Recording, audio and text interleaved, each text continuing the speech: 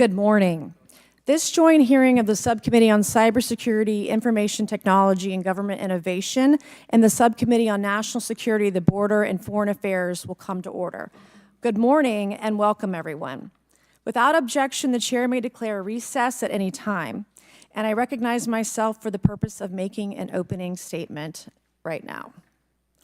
Good morning and welcome to today's historic hearing, which I'm co-chairing with Mr. Grothman, whose subcommittee held an important hearing on this topic last year. I want to thank my colleagues on the Oversight Committee, including Mr. Burchett, Mr. Burleson, Ms. Luna, Mr. Moskowitz, Mr. Garcia, for their relentless drive to get answers on UAPs. They've been steadfast in demanding transparency on the sightings reported by military pilots and armed forces. Their commitment to digging for the truth is exactly what this country needs to cut through the secrecy surrounding this issue. And many high-ranking individuals in the military and intelligence communities believe UAPs demand greater attention, and thus the purpose for this hearing today. Former National Security Advisor H.R. McMaster said on Bill Maher's program that, quote, "There are phenomena that have been witnessed by multiple people that are just inexplicable by the science available to us." Army Colonel Carl Nell, a member of the federal government UAP task force, said at a conference this past May that non-human intelligence exists, non-human intelligence has been interacting with humanity. This interaction is not new, and it's been ongoing, and there are unelected people in the government that are aware of that. But UAPs remain a controversial topic.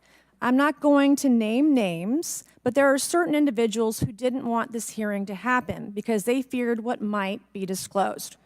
But we stood firm. No amount of outside pressure would ever keep me from pursuing a subject to ground, come hell or high water. On that score, I want to thank our witnesses for being here. We have before us a panel of individuals accomplished in the military, in civilian government, in science, and in journalism. Some of the testimony you will hear them deliver today does not reflect well on influential individuals and agencies within the U.S. federal government and perhaps some of our contractors. It's never easy to present such information publicly. So I appreciate our witnesses voluntarily agreeing to being here today. This hearing is intended to help Congress and the American people to learn the extent of the programs and activities our government has engaged in with respect to UAPs and what knowledge it has yielded. This includes, of course, any knowledge of extraterrestrial life or technology of non-human origin. If government-funded research on UAPs has not yielded any useful knowledge, we also need to know those facts. Taxpayers deserve to know how much has it been invested, how much has been spent. They shouldn't be kept in the dark to spare the Pentagon a little bit of embarrassment. The reality is, despite their enormous taxpayer-funded budgets, the transparency of the Defense Department and the intelligence community have long been abysmal. The Pentagon has failed 6 consecutive audits. In fact, it's never actually passed one. Adding to this is a runaway overclassification of documents and materials, a reluctance to declassify materials when appropriate, and at times an outright refusal to share critical information with Congress. In short, it's not a track record that instills trust. So Congress has tried in recent years to lift the veil and find out if information about UAPs is being withheld, not only from the American public, but also from their elected representatives in Congress. Part of the transparency effort was legislation created in the Pentagon, the All-Domain Anomaly Resolution Office, or AARO, but the new office is struggling to get its footing. A recent statutorily required report from AARO, intended to illuminate the government's historic assessment of UAPs, was heavily criticized by those seeking UAP transparency. The report has stoked suspicions AARO is unable, or perhaps unwilling, to bring forward the truth about the government's activities concerning UAPs. I'm disturbed that AARO itself lacks transparency. Even its budget is kept from the public. So if there is no there, then why are we spending money on it, and by how much? why the secrecy? If it's really no big deal and there's nothing there, why hide it from the American people? Because I'm not a mathematician, but I can tell you that doesn't add up. I expect some of our witnesses to share their views on that AARO report. We will also hear from the witnesses today allegations of UAP-related misinformation and disinformation by government officials of which they are personally aware and directly experienced. And we will hear testimony today concerning recent revelations about a purportedly secret UAP program whose existence and findings may have been improperly withheld from Congress.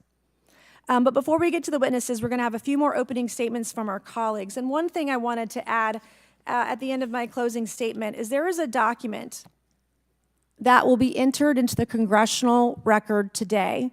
Mr. Tim Burchett from Tennessee has this document, and we just distributed it to every member up here on the dais of this document. But this is going to be the original document from the Pentagon about Immaculate Constellation that Michael Shellenberger delivered to Congress today. So thank you, Mr. Shellenberger, for this information. We are all reading it in real time now, and Mr. Burchett will enter it into the record. But 12 pages about this unacknowledged special access program that your government says does not exist.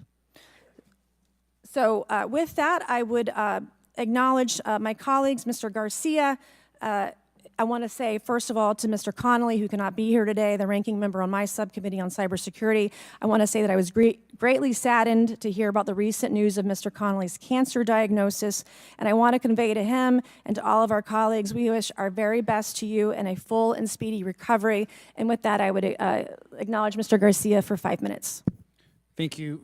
Thank you very much, Chairwoman. And I want to thank the Chairwoman and the Chairman both for their continued support and really treating this this discussion and these hearings in a way that's bipartisan. I think one thing that's very important for all of us that are interested in the conversation around UAPs is that this is an area that both Republicans and Democrats, where we may disagree in a lot of other spaces, this is an area where bipartisanship is really important. And in fact, I would add it's critical that we all continue to work together in a way that moves forward with the truth and important disclosure. So we're here to have a bipartisan and serious conversation, I believe, about our national security. We should always ground these conversations in facts, evidence, and the data in front of us. I want to note that we have our witnesses here. I want to thank you all for being here, and note that also amongst you have folks that have also served us in our military. And I know that for many of you, this has been a difficult process, but I'm very grateful to have you with us today, and thank you for joining us. I also want to note that today's hearing builds on a quite, I think, also historic public hearing that we had many months ago that Mr. Grothman and others helped lead in this very same hearing room, where I believe we began a really important public conversation about UAPs. And so I want to thank him for that, and I especially want to thank Chairwoman Mace for her continued advocacy on this topic. I also want to start with some facts. We know that there are objects or phenomena observed in our airspace, as our witnesses will testify, and also possibly in our oceans. In many cases, we don't know what they are, and this is, of course, why we're discussing UAPs. Now, the All-Domain Anomaly Resolution Office, AARO, has reported hundreds of UAPs that remain, quote, uncharacterized and unattributed, and which, quote, appear to have demonstrated unusual flight characteristics or performance capabilities and require further analysis. This is our own AARO office. Now, we shouldn't prejudge what they might be. I'm certainly not going to. We need evidence. But what we are detecting things, and we know that we don't understand them, and this is worth investigating. Now, the American people have legitimate questions, and I believe it's critical that Congress should help address them. This is about the truth and science and facts. Now, transparency and faith in our institutions is vital in a good democracy. Now, I'm proud to say that this hearing will build on that important bipartisan work, and I want to thank everyone for being involved, including members of our committee. Now, in our last hearing in July, we heard testimony that a significant number of pilots of major airlines have witnessed UAPs as well, but have no real confidential way of reporting them to the government. We heard that commercial pilots who encounter UAPs may be hesitant to speak openly due to stigma or fear of retaliation.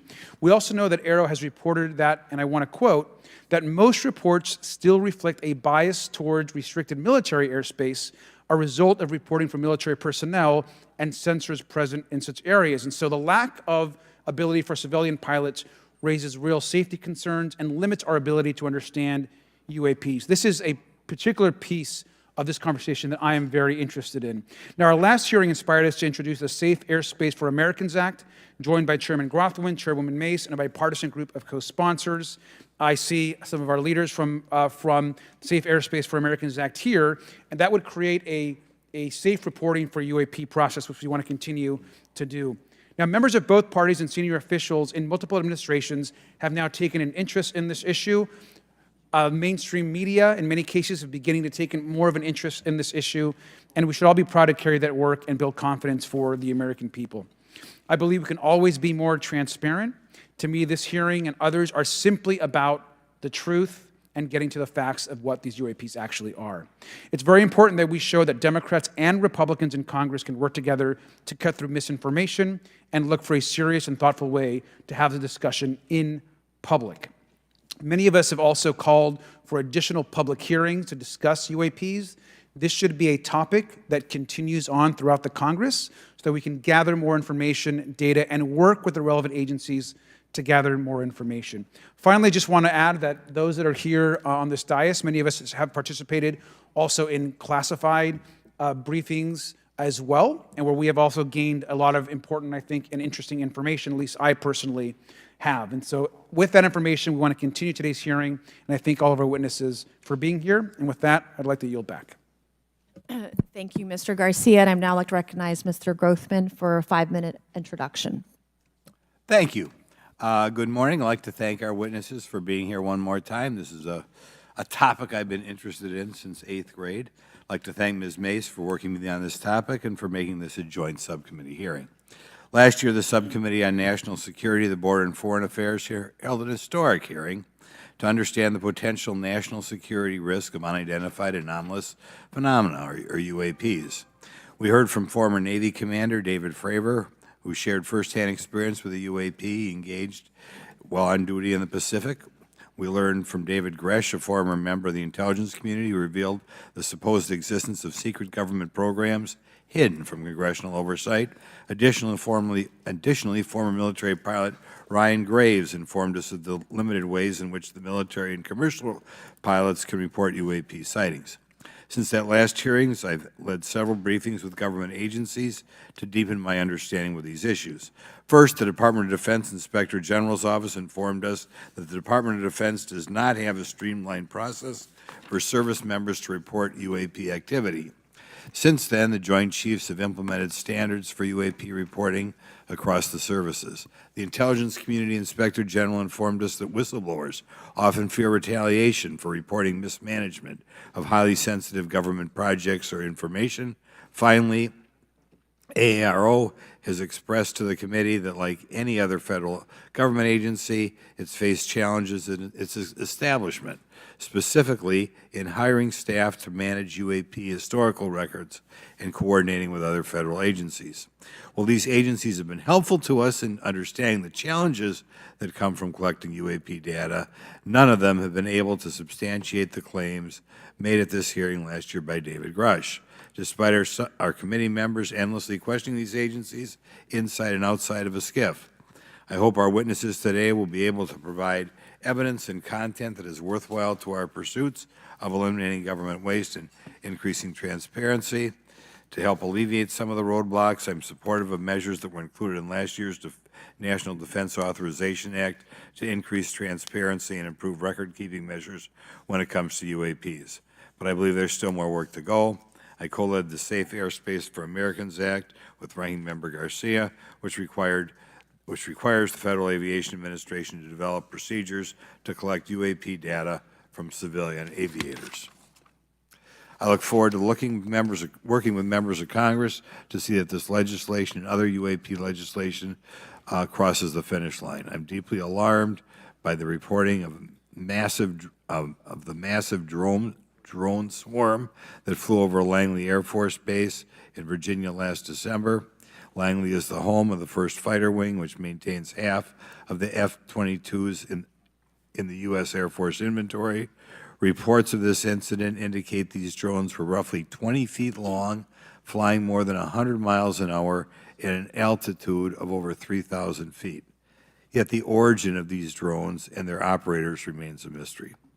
This incident and other sightings near sensitive military installations highlights the complexity of the UAP challenge facing our intelligence, defense, and homeland security committees.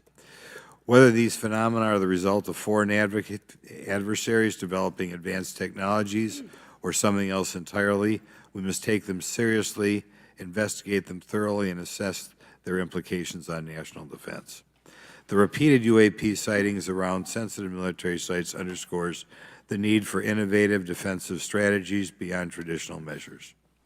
They also highlight the urgent need for updated policies to address emerging threats as well as more effective interagency cooperation and intelligence sharing. However, none of this is going to be possible without transparency. For far too long, critical information about UAPs has been either classified or ignored, leaving the American public and key congressmen without clarity needed to make informed decisions.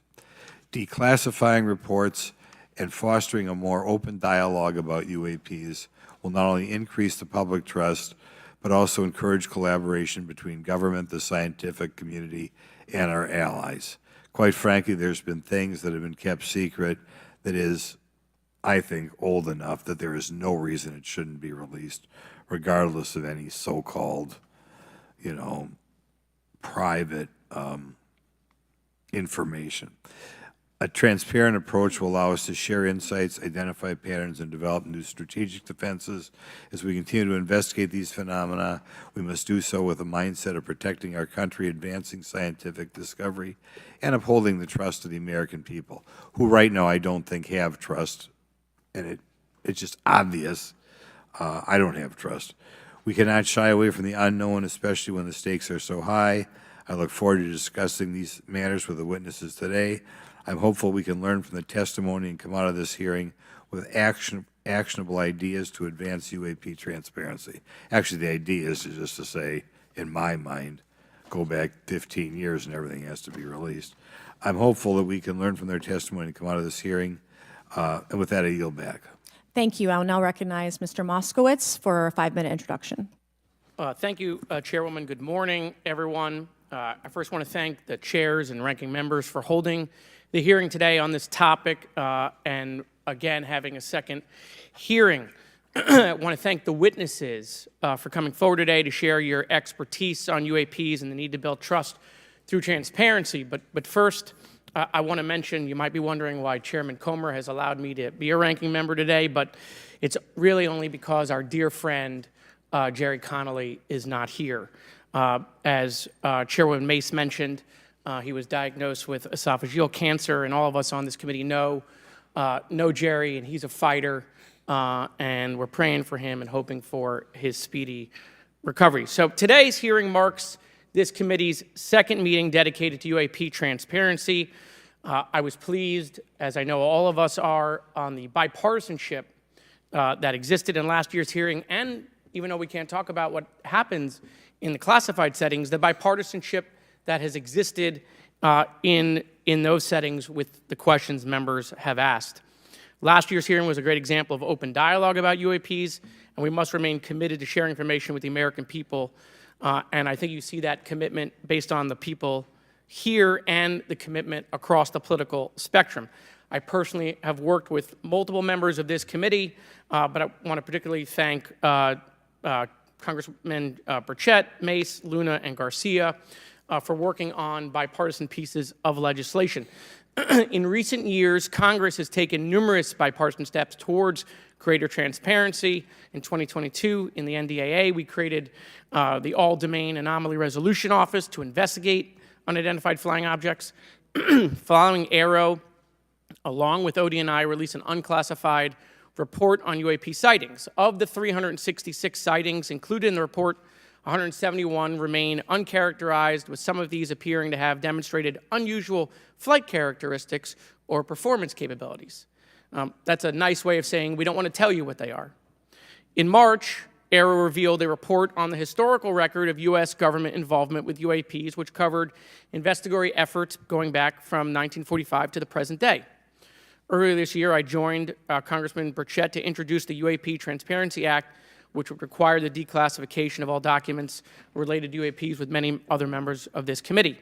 In fiscal year 2024, the NDAA required the National Archives and Records Administration to establish the unidentified anonymous phenomena records collection. This collection will include digital copies of all unidentified UAP records that can be publicly disclosed.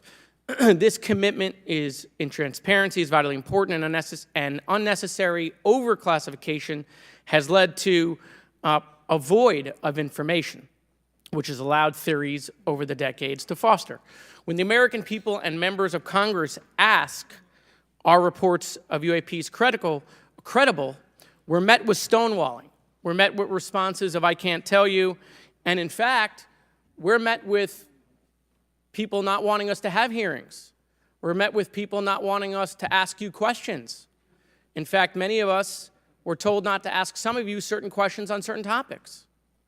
In a time of heightened distrust of our government institutions, I believe more transparency is not only needed, but is possible. And obviously, we can respect national security limits, but we also have to provide our constituents with the information and oversight that they have tasked us for. As part of this, government agencies must maintain open lines of communication with members of Congress. And there are regular questions that Americans have. What are UAPs? Are they real? Are they ours? How has this technology been developed? How do they get funded? Right? And now we've seen this has gone from a long time ago where you could discredit people because it's some guy living in a Winnebago. You're able to see people now, these are pilots, these are military, these are folks with serious backgrounds. This has changed the face of this because now we have video. People will have questions. We know there are advanced technology programs. Almost 15 years ago, one of those came out of Area 51 to go after Osama bin Laden. And the only reason we know about that is because one of those helicopters was downed. Americans have questions about whistleblowers who have come forward to talk about retribution. And so I want to thank everyone for being involved today on trying to get more transparency. This has been bipartisan, bicameral, and as we get into a new administration, the president-elect has talked about opportunities to declassify information on UAPs, and I hope he lives up to that promise. And with that, I yield back. Okay, thank you, Mr. Moskowitz. And I would now, committee staff asked me to go ahead and I will do it, to enter into the congressional record this 12-page document that Michael Schellenberger brought today that describes the Immaculate Constellation government program. So we will do that now. Every member up here has a copy of it. The first section talks about the unacknowledged special access program called Immaculate Constellation, and the second section about USG imagery intelligence. And Representative Luna just told me if I say Immaculate Constellation, I'll be on some list, maybe a FISA warrant. So come at me, bro, I guess. But without objection, entered in the record. All right, so next we will introduce our witnesses for today's hearing. Thank you so much for being here. Our first witness is retired Rear Admiral Tim Gallaudet, who retired from the U.S. Navy and is now the Chief Executive Officer at Ocean STL Consulting. Our second witness is Mr. Lou Elizondo, a former Department of Defense official and author of a recent bestseller book about UAPs. Our third witness is Mr. Michael Schellenberger, founder of the newsletter Public and author of a recent journalistic piece about special access programs, including one widely identified as Immaculate Constellation. I swear the staff wants me on a list. Okay, and our last witness today is Mr. Michael Gold, a former NASA official who is also a member of the NASA UAP Independent Study Team. Welcome, everyone. We are pleased to have you today. Pursuant to Committee Rule 9G, the witnesses will please stand and raise your right hands. This is where it gets real. Do you solemnly swear to affirm that the testimony that you are about to give is the truth, the whole truth, and nothing but the truth, so help you God? Let the record show that the witnesses all answered in the affirmative. We appreciate all of you being here today and look forward to your testimony. Let me remind the witnesses that we have read your written statements and they will appear in full in the hearing record. You guys may be seated. Please limit your oral statements to 5 minutes. As a reminder, please press the button in front of you so the microphone is turned on so that everyone in the room, members included, can hear you. When you begin to speak, the light in front of you will turn green. After 4 minutes, the light will turn yellow. When the red light comes on, your 5 minutes has expired, and we would ask that you please wrap it up. So I will first recognize Rear Admiral Gallaudet to please begin your opening remarks. Thank you, Chairwoman Mace, Chairman Grothman, Ranking Members Connolly and Garcia, and members of the committee. Thank you for this opportunity to testify today regarding unidentified anomalous phenomena, or UAP. Confirmation that UAPs are real came to me in January of 2015 when I was serving as the commander of the Navy Meteorology and Oceanography Command. At the time, my personnel were participating in a pre-deployment naval exercise off the U.S. East Coast. It included the USS Theodore Roosevelt Carrier Strike Group, and this exercise was overseen by the United States Fleet Forces Command, led by a 4-star admiral who at the time was also my superior officer. During this exercise, I received an email on the Navy's secure network from the operations officer of U.S. Fleet Forces Command. The email was addressed to all the subordinate commanders, and the subject line read in all capital letters, "Urgent Safety of Flight Issue." The text of the email was brief but alarming, with words to the effect, "If any of you know what these are, tell me ASAP. We are having multiple near mid-air collisions, and if we do not resolve this soon, we are going to have to shut down the exercise." Attached to the email is what is now known as the Go Fast video, captured on the forward-looking infrared sensor of one of the Navy F-A-18 aircraft participating in the exercise.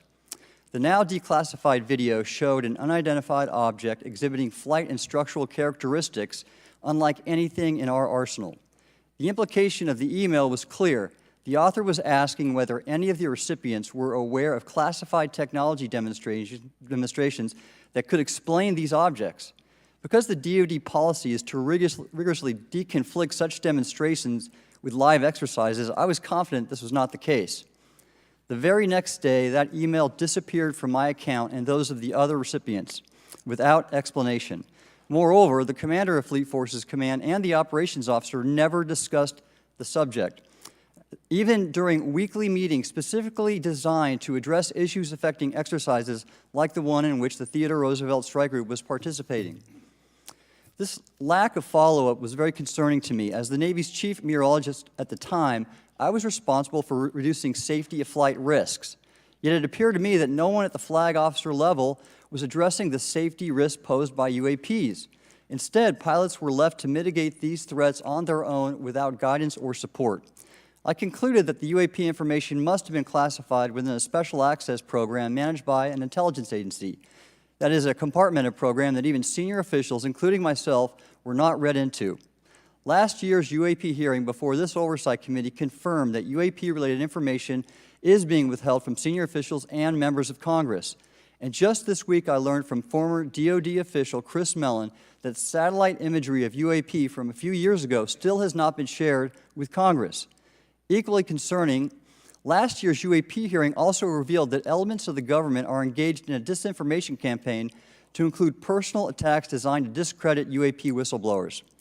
Having never signed a non-disclosure agreement regarding UAPs, and now as a private citizen, I've become an advocate for greater UAP transparency from the government. The continued overclassification surrounding UAPs has not only hindered our ability to effectively address these phenomena, but has also eroded trust in our institutions. While I applaud previous bipartisan legislation passed by Congress concerning UAPs, a more comprehensive approach is needed to address the broader implication of UAP on public safety and national security, as well as the socioeconomic opportunities that open UAP research could unlock. Therefore, I recommend Congress take the following action, which I believe will receive bipartisan support.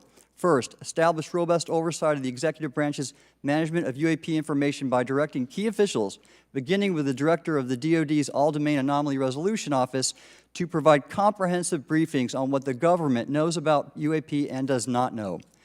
Two, enact the provisions of the UAP Disclosure Act that establish a UAP Records Review Board to ensure independent oversight, transparency, and accountability in the government's handling of UAP information. And three, strengthen the UAP Disclosure Act and future reauthorizations with provisions that mandate a whole-of-government approach to addressing UAP. In closing, I will share my personal reasons for speaking out on this topic. First, as a former science agency leader, having led the National Oceanic and Atmospheric Administration, I've always sought the truth in human knowledge and thought. Now that we know UAP are interacting with humanity, and these include unidentified submerged objects in the ocean, we should not turn a blind eye, but instead boldly face this new reality and learn from it. Additionally, at a time when leaders in government leave much to be desired, I feel obligated to show moral leadership on this issue of UAP disclosure by validating the credibility of the courageous men and women who have come out as witnesses and whistleblowers to expose the truth. My speaking out has encouraged others to do the same, and it's my hope over time that a number of your constituents will want to know the truth and about UAP, and this number will increase to such an extent that the congressional action I have just recommended will become inevitable. Thank you, and I look forward to your questions. Thank you. I will now recognize Mr. Elizondo for his opening statement. Greetings, Chairwoman Mace, Chairman Grothman, Ranking Members Connolly and Garcia, and members of the committee. It is my honor and privilege to testify before you on the issue of unidentified anomalous phenomenon, formerly known as UFOs. On behalf of our brave men and women in uniform and across the intelligence community, as well as my fellow Americans who have awaited this day, thank you for your leadership on this important matter. Let me be clear, UAP are real. Advanced technologies not made by our government or any other government are monitoring sensitive military installations around the globe. Furthermore, the U.S. is in possession of UAP technologies, as are some of our adversaries. I believe we are in the midst of a multi-decade secretive arms race, one funded by misallocated taxpayer dollars and hidden from our elected representatives and oversight bodies. For many years, I was entrusted with protecting some of our nation's most sensitive programs. In my last position, I managed a special access program on behalf of the White House and the National Security Council. As such, I appreciate the need to protect certain sensitive intelligence and military information. I consider my oath to protect secrets as sacred, and I will always put the safety of the American people first. With that said, I also understand the consequences of excessive secrecy and stovepiping. Nowhere was this more apparent than in the aftermath of 9/11, which many of us remember all too well. I believe that America's greatness depends on three elements: A, a watchful Congress, B, a responsive executive branch, and C, an informed public. Over the last decade and a half, I learned that certain UAP programs were and are operating without any of these elements. Although much of my government work on the UAP subject still remains classified, excessive secrecy has led to grave misdeeds against loyal civil servants, military personnel, and the public, all to hide the fact that we are not alone in the cosmos. A small cadre within our own government involved in the UAP topic has created a culture of suppression and intimidation that I've personally been victim to, along with many of my former colleagues. This includes unwarranted criminal investigations, harassment, and efforts to destroy one's credibility. Most Americans would be shocked to learn that the Pentagon's very own Public Affairs Office openly employs a professional psychological operations officer as the singular point of contact for any UAP-related inquiries from citizens and the media. This is unacceptable. Many of my former colleagues and I have provided classified testimony to both the Department of Defense and the Intelligence Community Inspector General, and many of us have subsequently been targeted by this cabal with threats to our careers, our security clearances, and even our lives. This is not hyperbole, but a genuine fact, and this is wrong. To fix these problems, I propose three principal actions. First, Congress and the President should create a single point of contact responsible for a whole-of-government approach to the UAP issue.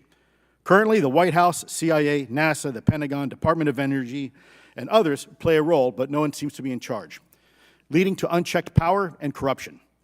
Second, we need a national UAP strategy that will promote transparency and help restore the American public's trust at a time when the public's trust is at an all-time low. This strategy should include a whole-of-government approach, including the academic and scientific communities, the private sector, and our international partners and allies. Third, Congress should create a protected environment so whistleblowers desperate to do the right thing can come forward without fear. As it currently stands, these whistleblowers suffer because of stigma, a code of silence, and concerns about retaliation. These whistleblowers should be encouraged to come forward in ways that protect them against any forms of retaliation. Policies and procedures should ensure that protection, and for those who refuse to cooperate, it is up to the members of this committee and the other lawmakers to wield their subpoena power against hostile witnesses and prevent additional government funding to those UAP efforts that remain hidden from congressional oversight. In closing, we as Americans have never been afraid of a challenge. In fact, we thrive on them, whether it's eradicating polio or going to the moon. We don't run from a challenge, we take it head on. To the incoming administration and Congress, I say to you, we need immediate public transparency, and this hearing is an important step on that journey. If we approach the UAP topic in the same way as we, as Americans, have met other challenges, we can restore our faith in our government institutions. Together, we can usher in a new era of accountable government and scientific discovery. I believe that we as Americans can handle the truth, and I also believe the world deserves the truth. Thank you, esteemed members of Congress, for your time today. It is profoundly appreciated by many. Thank you. I ask unanimous consent for Representatives Ogles of Tennessee and Boebert of Colorado to be waived onto the subcommittee for today's joint subcommittee hearing for the purpose of asking questions. Without objection, so ordered. I would now like to recognize Mr. Schellenberger for his introductory remarks. Chairwoman Mace, Chairman Grothman, Ranking Member Connolly, Ranking Member Garcia, members of the subcommittees, thank you for inviting my testimony. One of Congress's most important responsibilities is oversight of the executive branch in general and the military and intelligence community in particular.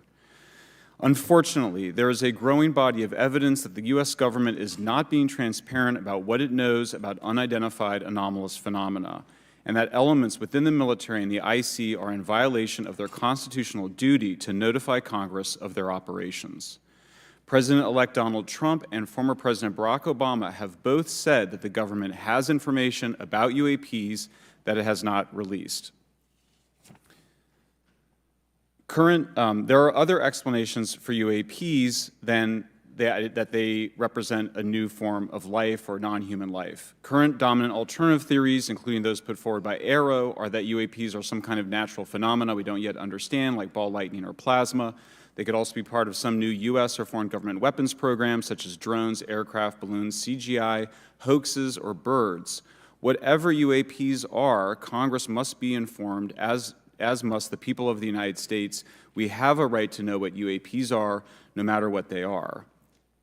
However, we now have existing and former U.S. government officials who have told Congress that AARO and the Pentagon have broken the law by not revealing a significant body of information about UAPs, including military intelligence databases that have evidence of their existence as physical craft. One of those individuals is a current or former U.S. government official acting as a UAP whistleblower. This person has written a report. This is the report that says the executive branch has been managing UAP, NHI issues without congressional knowledge, oversight, or authorization for some time, quite possibly decades. Furthermore, these individuals have revealed the name of an active and highly secretive DoD unacknowledged special access program, or USAP. The source of that document told me, that the USAP is a strategic intelligence program that is part of the U.S. military family of longstanding, highly sensitive programs dealing with various aspects of the UAP problem. The new UAP whistleblower claims that the U.S. military and IC database includes videos and images taken using infrared, forward-looking infrared, full-motion video, and still photography. The report that was just shared with Congress says Immaculate Constellation serves as a central or parent USAP that consolidates observations of UAPs by both tasked and untasked collection platforms. Immaculate Constellation includes high-quality imagery intelligence and measurement and signature intelligence of UAPs, the whistleblower's report adds. The sources of this intelligence are a blend of directed and incidental collection capabilities, positioned in low Earth orbit, the upper atmosphere, as well as military and civilian aviation altitudes and maritime environments. The report to Congress details in detail various UAPs, including spheres, orbs, disks, saucers, ovals, triangles, boomerang, arrowhead, and irregular organic. The report describes various incidents found in the human intelligence databases. One involved orbs surrounding and forcing an F-22 out of its patrol area.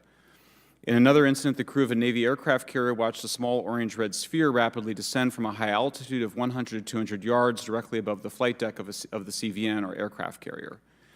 And since my reporting on this Immaculate Constellation last month, another source came forward who told me that they saw a roughly 13-minute-long, high-definition, full-color video of a white orb UAP coming out of the ocean approximately 20 miles off the coast of Kuwait. It was filmed from a helicopter. Then halfway through the video, the person said the orb is joined by another orb that briefly comes into the frame from the left before rapidly moving again out of the frame.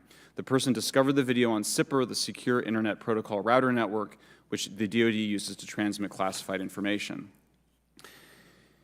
A leading UAP researcher who utilizes the Freedom of Information Act to find out what the government knows, John Greenwald, told me last year that the U.S. government had been increasingly denying his requests for UAP information. He has been doing FOIA requests for 27 years and has an archive of 3 million pages.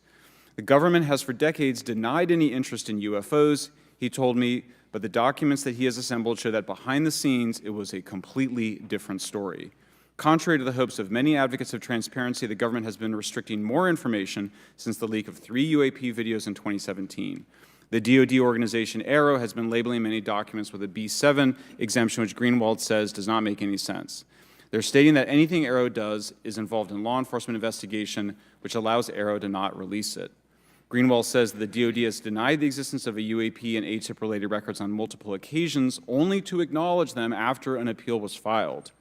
He added that the Naval Air Systems Command in March 2022 stated they found no additional UAP videos. It seemed strange that they had 3 and only those 3, but other requests had been filed by the Black Vault, that's John Greenwald's group, to seek out more places UAPs might be hiding. Then in September 2022, the Navy admitted that the UAP-related videos and photographs existed, but denied the request in full for their release, saying that the requested videos contain sensitive information that are classified and exempt from disclosure. The DoD will deny things on a Monday and then admit to it on a Friday, said Greenwald. He said the government can and does release videos that protect secret methods of capturing it. They fall back on the sensitive platform excuse a lot, he said. However, the on-screen information can be blurred and scrubbed. The metadata can be removed. I'll show you this example here. This is a presentation from the UATP task force. This is completely absurd. It's nuts, this level of censorship, of redaction on a document. It shows the redaction of how many reports they've collected, for how many years. 2 of the 3 potential explanations are blacked out. The Pentagon, the intelligence community is treating us like children. It's time for us to know the truth about this. I think that we can handle it. Thank you very much. Thank you. I would now like to recognize Mr. Gold for 5 minutes.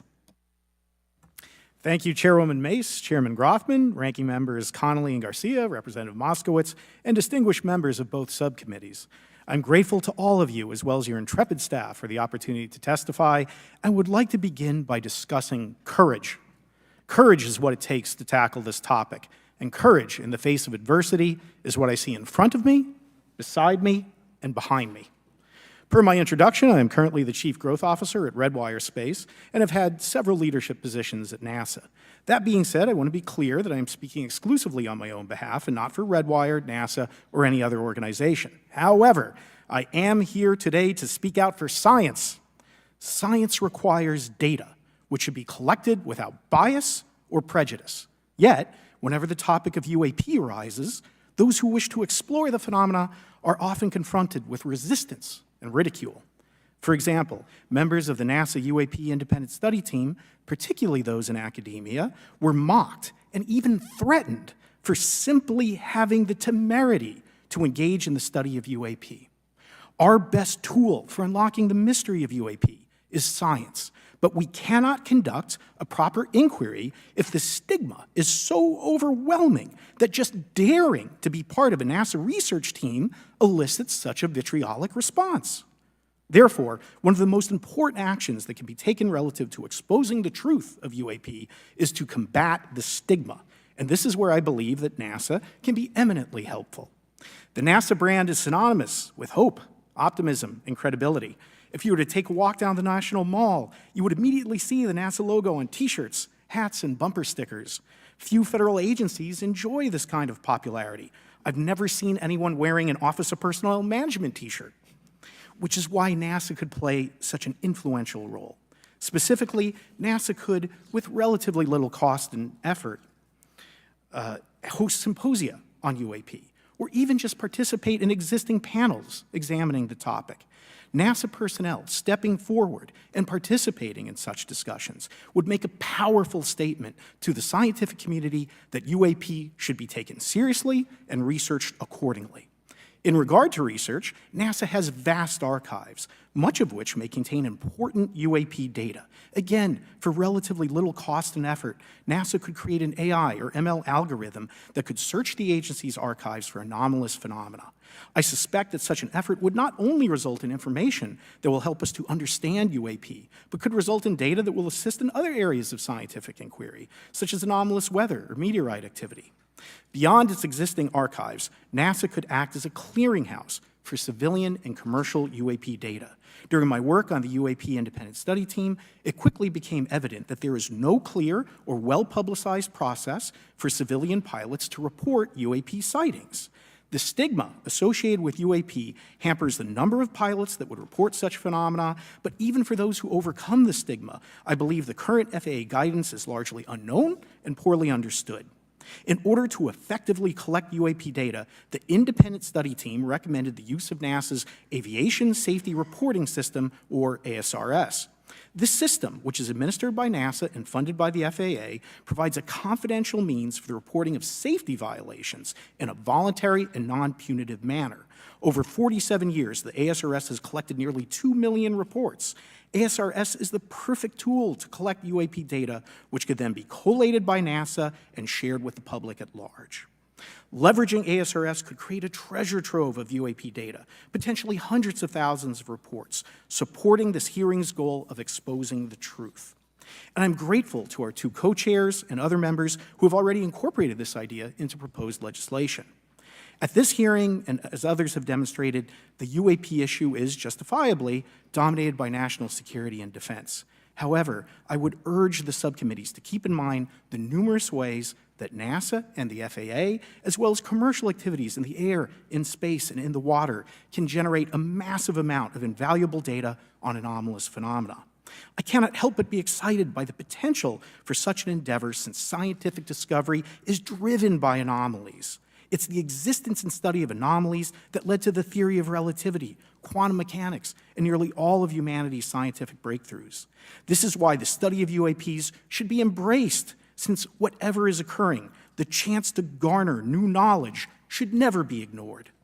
We must be thorough in collecting information, fearless in making conclusions, and open to following the data, no matter how mundane or extraordinary the results may be. I began this testimony by praising the Joint Subcommittee members for their courage, and I will end by echoing that sentiment. As the saying goes, the truth is out there. We just need to be bold enough and brave enough to face it. Thank you. Thank you. Thank you all. I will now recognize myself for 5 minutes of questioning. I have a lot of questions, and I have a lot of witnesses. So I would just ask, if it's yes or no, to please just tell me yes or no. If it requires more than that, be very succinct, because I would like to go down the line and ask as many questions as possible. So for the Admiral this morning first, former DoD official Chris Mellon reached out to you about satellite imagery from 2017 that depicts a UAP. What were the dates in 2017 when this occurred? I can't share with you the details, ma'am, but I could do it in a closed setting, and I can also tell you the agency that wrote a report on it. Okay, so who has the imagery? I can tell you that in a closed setting. Can you describe what was depicted in the satellite imagery? Just a description. It was a UAP, ma'am. That's it? No other description? The term that the analysts used, they called it the button. It was a disc-shaped object. Okay, where was it? I can't tell you that, ma'am. Okay. All right. Okay, Mr. Elizondo, you state in your testimony that, quote, advanced technologies not by our government or any other government are monitoring sensitive military installations around the globe, end quote. If these technologies are not made by any government, who's making them? Private companies, or are you implying they are crafted by a non-human intelligence? Well, ma'am, that's precisely why we're here. The problem is that, temporally speaking, over decades, not just the last 10 years, to put this in perspective, when Are these private companies you're implying, or is this non-human intelligence? It may be both. Okay. When it comes to Blue Force Technologies, I would not be able to discuss that, Okay. ma'am, Are you read into secret UAP crash retrieval programs? We would have to have a conversation in a closed session, ma'am. I signed documentation 3 years ago that restricts my ability to discuss specifically crash retrievals. I submitted for my book through the DOPSR process, which took a year for it to be reviewed. And what is in the book is what I was told I'm allowed to talk about. Has the government conducted secret UAP crash retrieval programs, yes or no? Yes, Okay, were they designed to identify and reverse engineer alien craft, yes or no? yes. Does the U.S. government have any reverse, okay, we already answered that question about retrieval programs. Do any U.S. contractors have the same? I would prefer to address that in a closed session, ma'am. Okay.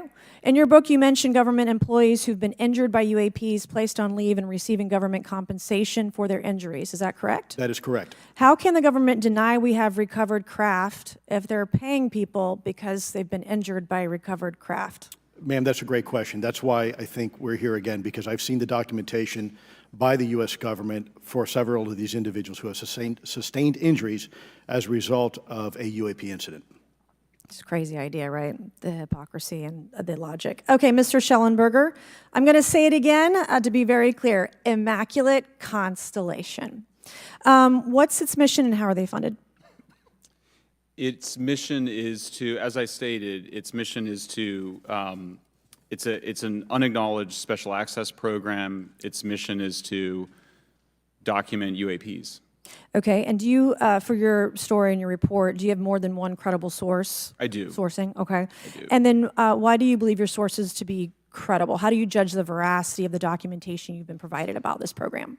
I checked the sources, and they are who they say they are. They are current or former government officials. I wanted to also add that I did not specify that they were Defense Department employees. I didn't specify the agency nor the gender. Would they have included non-government employees, people that aren't employed by the government? These are, I'm comfortable saying that these are government or previously government employees. Any of them currently employed by a private contractor or private contractors? I'd rather not say. Okay. What's the key takeaway, just a few seconds, about the Immaculate Constellation document you provided us today?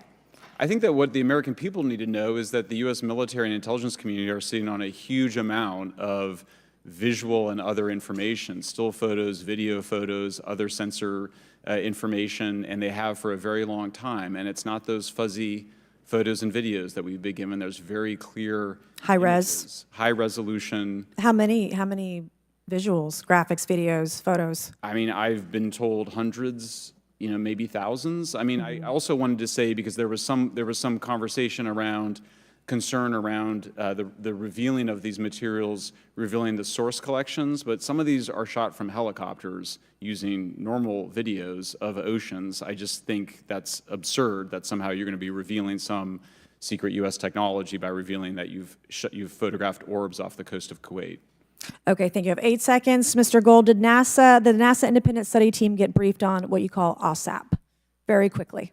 I flagged the Advanced Aerospace Weapons System Application Program to our chair and our DFO. We did not get briefed, but I believe it is definitely worth looking into. That was probably the largest UAP review effort ever, and I think produced a lot of interest data, including revealing Nimitz. I don't know if my fellow witness Lou might want to, he did yeoman's work on it, might want to comment. Okay. All right, I'm going to turn to Mr. Moskowitz, who will be recognized for 5 minutes of questioning. Thank you, Madam Chairwoman. So, Mr. Gold, you gave a whole diatribe for a couple of minutes about UAPs, science, data collection, stigma. A lot of non-believers in all of this would just ask a very simple question. Why? Why is it so hard, right? Like, why are people, anytime they ask, why are they always thwarted? Why are they always judged? Why is they always have misinformation spread? Why is there always retribution? Why is it always met with an ear? What's the why? If it doesn't exist, why is it such a problem? I think if you go through the history of science, Representative, it is always difficult for breakthroughs and new information, regardless of whether it's UAP or any other kind of discovery.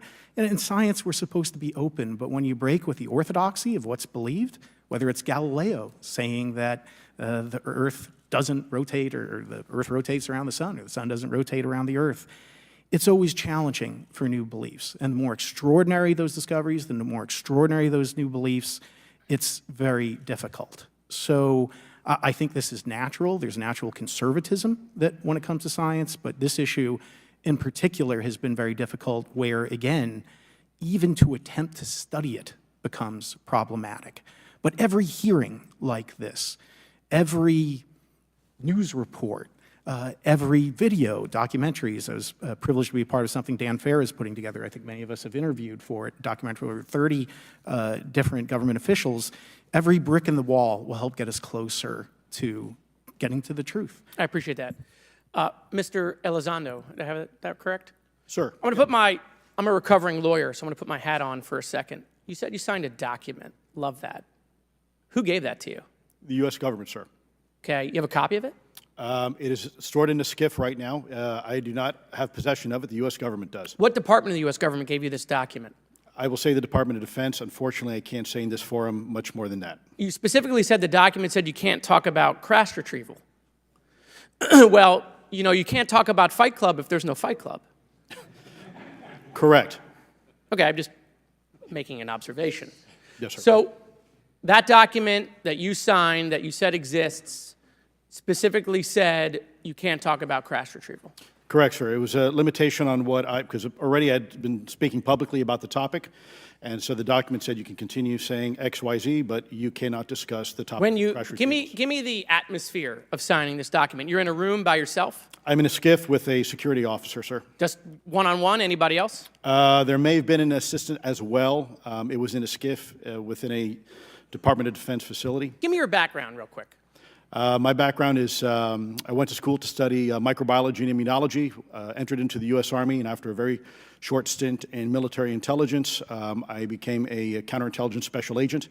As a civilian, later on I became a special agent in charge, running investigations in counterterrorism and counterespionage primarily, with some experience in counterinsurgency and counternarcotics.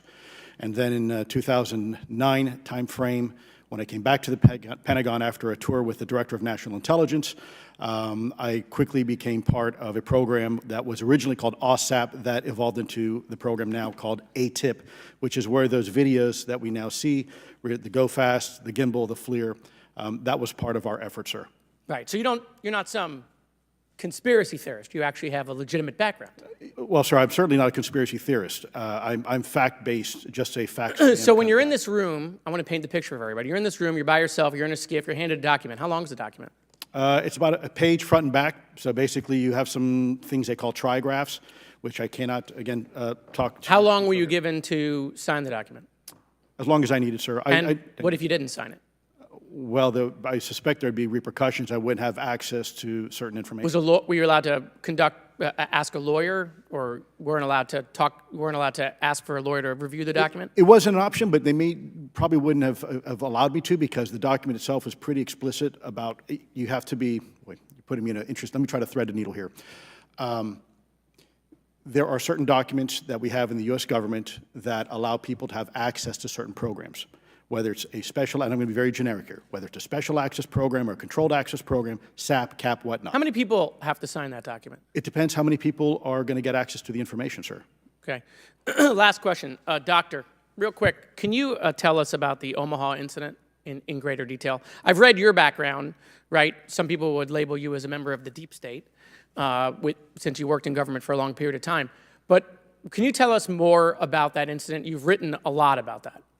I wrote a lot about incidents like it, Congressman, but that specific incident involved the USS Omaha, the littoral combat ship of the U.S. Navy operating off Southern California. I don't remember the exact date. It was within the last decade. And what the watchstanders on the bridge observed was a UAP, again, something that was aloft but had no observable exhaust or control surfaces. So it was something that couldn't be explained. And then they saw it enter the water from the atmosphere and going through the air-sea interface, and so thus exhibiting transmedium travel. Thank you. I yield back. Thank you. I'll now recognize Mr. Grothman for 5 minutes of questioning. Yeah, we'll start with Mr. Gallaudet. During a previous UAP hearing, Navy Commander David Fravor discussed the TikTok object engaged in 2004. Are you familiar with the incident, the TikTok incident? Yes, sir. That's almost 20 years ago, right? Yes, sir. It's been said there are more videos, documents, and reports related to this incident. Do you believe the information regarding the TikTok incident should be available to all members of Congress? And in your expertise, what reason would the Department of Defense possibly have for not releasing information that's over 20 years old? Thank you, Congressman. I don't think there's any good reason to withhold information and important data, especially of national security concern from Congress. What would they say? I will speculate, sir, that they don't want to share that kind of information because it reveals weaknesses in our ability to monitor and protect our airspace. Okay. In your written testimony, you claim last year's UAP hearing before this Oversight Committee confirmed that UAP-related information is, well, it's not only being withheld, but that elements of the government are engaging in a disinformation campaign to include personal attacks designed to discredit UAP whistleblowers. Could you elaborate on that statement a little? Yes, sir. Earlier this year, I met with the DoD's All-Domain Anomaly Resolution Office, and what I thought would be a 90-minute meeting just to meet with leadership turned out to be an hours-long influence operation on me, where they attempted to convince me of the validity of the very flawed and error-ridden historical records report. In addition, they tried to have me question very valid UAP reports like the Tic Tac incident, and even coming to stating possibly that the Tic Tac was American technology. And then, of course, if you ask David Fravor or Alex Dietrich, the two witnesses, they were convinced it was otherwise. And then, and they also cast discredit on various UAP whistleblowers and witnesses to question their validity and credibility as witnesses. Okay. We'll go to Mr. Elizondo. Hope I got that right, or not at least Close not enough, that sir. wrong. You're familiar with the recent drone incursion over Langley Air Force Base? Yes, sir. The owners of these drones remain unclear. The U.S. military has not been able to give us in Congress an answer. Given your experience with the Department of Defense and the intelligence community, how frequently are UAP sightings over military installations? And secondly, I suppose hypothetically you could have incursions over just, say, regular airports. Is it obvious these incursions are more likely over military facilities than just a random airport out there? Yes, sir. There's definitely enough data to suggest that there is certainly some sort of relationship between sensitive U.S. military installations, also some of our nuclear equities, and also some of our Department of Energy sites. There is a long historical record that some of your colleagues may have, documentation that demonstrates this. This is not a new trend. This has been going on for decades, and that information has been obfuscated, unfortunately, from folks like you in this committee. And I think that's problematic because ultimately, at the end of the day, we have a significant situation here. We have something that can enter into U.S. airspace completely with no attribution. And how long has this been going on? Sir, decades. And there's information that will hopefully be entered into the Can you record. think of any possible reason why they can't release any information they have on something, say, 15 or 20 years old? Sir, if I could echo my colleague here, Admiral Gallaudet, I think one of the big issues that we have in the intelligence community, Department of Defense, is we don't want to broadcast any potential vulnerabilities or weaknesses in our national defense systems or on intelligence collection platforms. Therefore, when you have a conversation where you address a problem for which there is no solution, it makes that a very uncomfortable conversation to have. Okay, we'll switch to Mr. Schellenberger. The primary reason you're here today is because you published an article on the news publication that you own called Public, right? Alleging that a new unnamed government whistleblower has come forward asserting that a highly classified program exists dedicated to recovery and reverse engineering of UAP technologies. Can you give us what specific evidence you have or that your source provided you to substantiate the claims about the existence of the Immaculate Constellation program? Well, you have the report in front of you now, so you can see it for yourself. I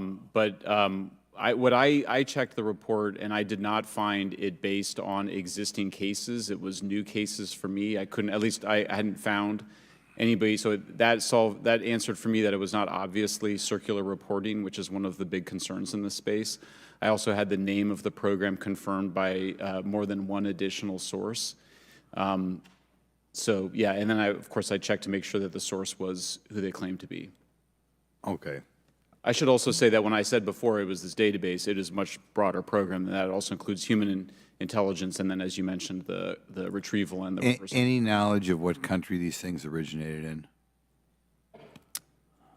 No, I have no idea. Okay. Okay, I will now recognize Mr. Burchett for 5 minutes of questions. Thank you, Chair Lady. I request unanimous consent to enter into the record documents provided to us regarding legacy UAP programs and psychological operations. Lou Elizondo. So ordered. I also wanted to thank my buddy Jeremy Corbell for providing us documents and access to some whistleblowers. Mr. Elizondo, what is your last position with the federal government? Sir, I was the Director of National Programs Special Management Staff managing a White House Special Access Program on behalf of the National Security Council. How would you characterize UAPs? An enigma, sir, and a frustration. We're talking about technologies that can outperform anything we have in our inventory. And if this was an adversarial technology, this would be an intelligence failure eclipsing that of 9/11 by an order of magnitude. Are there classified Department of Defense materials related to UAPs that you believe could be safely disclosed to the public without compromising national security? Yes, sir, I do. I would never, ever try to endorse providing some sort of information that could compromise what we call a Blue Force technology or capability. But I do believe there's a lot of information regarding this topic, and I've been very vocal about it, that should be shared not only with the public, but most importantly, with members of Congress. Are you familiar with my friend David Grush? Absolutely, sir. I had the privilege and honor of working with him myself several years ago at U.S. Space Force. Last year, as you know, he testified that the U.S. has run a multi-decade UAP crash retrieval and reverse engineering program. Would you agree with that? Yes, sir. Are there UAP programs operating without proper congressional oversight? 100%. What are they? Unfortunately, sir, I would have to have that conversation in a closed session. I know you said that, and a lot of people are frustrated with those kind of answers, but we're asking those kind of questions so you all know what the heck we're up against. You also mentioned in your opening statement that the Pentagon's Public Affairs Office employs a psychological operations officer as the singular point of contact for UAP-related inquiries. Why the heck would they do that? Sir, that's a great question. I would ask the Pentagon. There's a long history here of that individual providing misleading and false information to the public through various news outlets and media outlets in order to discredit this topic. I've personally been victim to it. We have the documentation to substantiate where this information has been absolutely inaccurate, that has been provided time and time again, and it turns out that that individual was also working with former leadership of Arrow at the time as well. And we punish them by giving them multi-million dollars more than they ask for every year.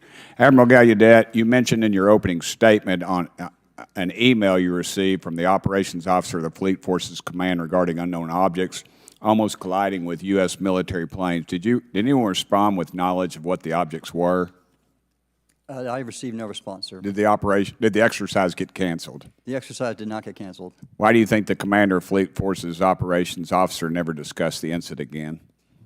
Sir, I'm speculating because I didn't have an exchange with him, but I believed it to be part of a special access program, the information and the video, which we have known now it was, and he realized he couldn't share that openly with the recipients of the email, and therefore the email was pulled from everybody's account. Again, tell us what happened to the email from the commander of Fleet Forces.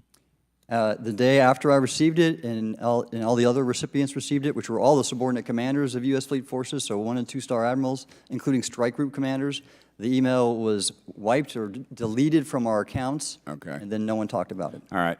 Have you specifically had any experience with submersible objects? Sir, I've no personal experience, but I've had witnesses on submarines come to me and say they've seen on sonar data. Correct. Okay. Yeah, How would you USOs. characterize those, and how do they move?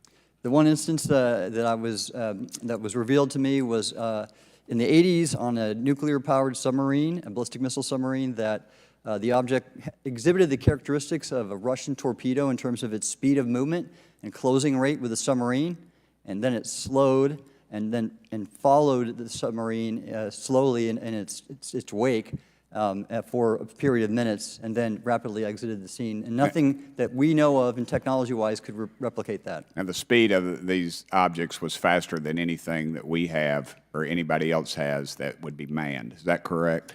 It was on the order Underwater. of a torpedo. So Yes, sir. Yes, sir, but as it exited, it Well, I don't Characterized- exactly know how fast a torpedo is, but I expect it does better than my old outboard Scott Atwater, so I'll take that as a yes. Yes, sir. Okay. Have you experienced any experience with the All-Domain Anomaly Resolution Office, ARROW? Yes, Congressman, as I mentioned previously, I have met with them. Okay. You heard Mr. Elizondo describe psychological operations for those contacting the Department of Defense about UAPs. You mentioned a similar influence operation by ARROW. Why are federal agencies invested in running information operations about UAPs if they do not exist? Yes, sir. But I'll make a statement on ARROW's behalf. They have new leadership. The office has reached out to me to meet again, and I take that as a good faith effort, and we'll see where that goes. Thank you, Chair Lady. I've run over. Thank you. Thank you, Mr. Tennessee. I would now like to recognize Mr. Higgins. You're the king of Tennessee. Mr. Higgins, you're recognized for 5 minutes of questions. Thank you, Madam Chair. Mr. Elizondo, Mr. Schellenberger notes in the report that we've been given for this hearing. I believe, Mr. Schellenberger, let me shift you, are the author of this report. I'm sorry, sir, I'm not the author of. Mr. Schellenberger, were you the author of this report? No, I There's was no not. name on it. No, Do you know the author? I do.